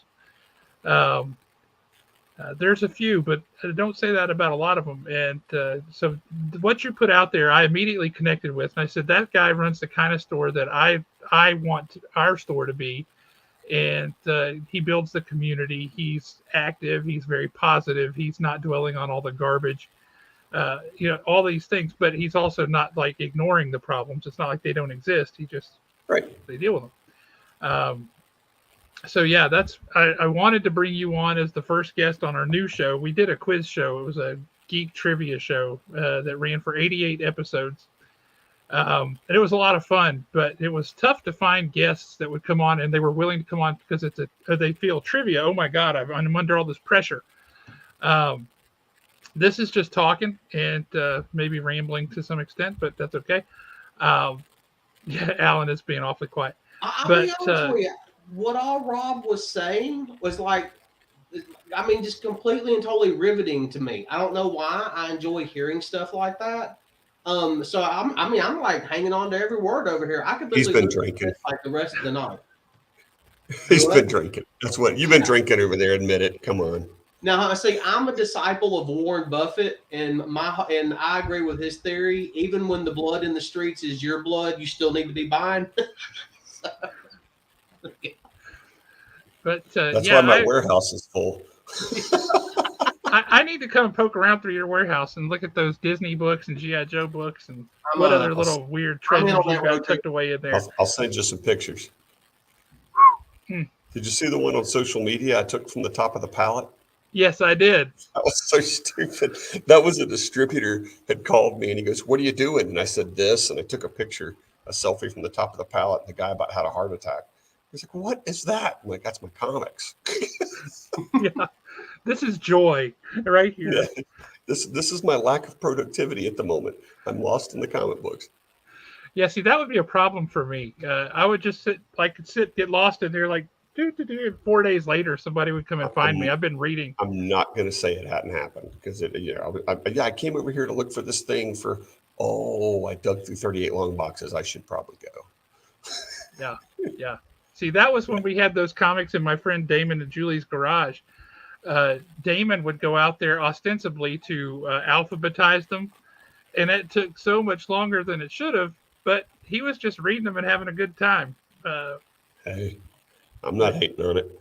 No, it was pretty awesome. Well, man, thank you so much for coming on and joining us. I really appreciate it. For everybody who wants to check out some of the stuff that these guys have for sale, they do a sale on Wednesday nights on Facebook. Dude, it's awesome. They got good stuff. They got good deals. And they're a lot of fun to watch. They crack me up. And we drink Monster. That's true. And one of my favorite things is when you pick up a book and you just start talking about that book, who wrote it, who drew it, what's particular, what happened in this. Because I'm sitting here going, yes, this is a dude after my own heart, and I love it. Nerd vomit. Yeah, that's what I call it. I'm nerd vomiting. Hey, guess this book. I know who lettered it. And it's like, oh God. Watch out, because Alan's going to make a shirt that says "Nerd Vomit" on it, and I might do that. I might have to do that as Nerd Vomit. You're going to have to make two. And then like everything below it'll have like the different topics. So yeah, just like comic books, movies, TV shows, like liquid spilling out. Yeah. The guy just yelling, and it says "Nerd Vomit," and then all the stuff. I think that Jeremy might have to design that on the next drink and draw. I think he might. That would be pretty good. Yeah. Yeah, just have to make an extra one to send to Rob. I will do it. One. Well, guys, brother, thank you so much for coming on and talking with us. We me. really appreciate it. Dude, I had a blast. Seriously, man, I appreciate y'all. Thank you so much. You have a great night, Rob. I'll shoot you guys pictures from Ric Flair weekend. Awesome. Do that. You have fun, man. All right, I'll talk to y'all soon. All right. Thank you, brother. Later, buddy. All right. Bye. Well, guys, that was awesome. I know we sat here and we just talked forever, but that was a lot of fun. I really enjoyed having Rob on. As y'all can tell, it was a little bit of I was fangirling him a little bit. It's like, oh my God, he's so cool. Now, you know what you got to do. I mean, you're right. I mean, I could literally sit there and listen to some of the stuff he was saying for hours. I mean, just let him go. And yeah, I definitely want to check out his store. I was looking at some of his photos that he's posted on the Facebook page. Mm-hmm. And I mean, he's got some nice stuff. If y'all haven't gone and liked his Facebook page yet, y'all go do it. I mean, there's definitely some cool things on there. Indeed. Well, we're going to let everybody go. We'll plan on having a great show again next Thursday. We've got Jeremy Brunna is doing his drink and draw with Wyatt on Sunday nights. So you can tune in and catch that. And otherwise, we will hope to see you guys over the next few days up at the shop. Y'all have a great night. Anything you want to say before we let folks go? Go to bed. Y'all have fun. Go to bed. It's too late. If you're watching this tomorrow at work, you're my type of people. Yeah, try not to get caught. All right, we'll play this one for you.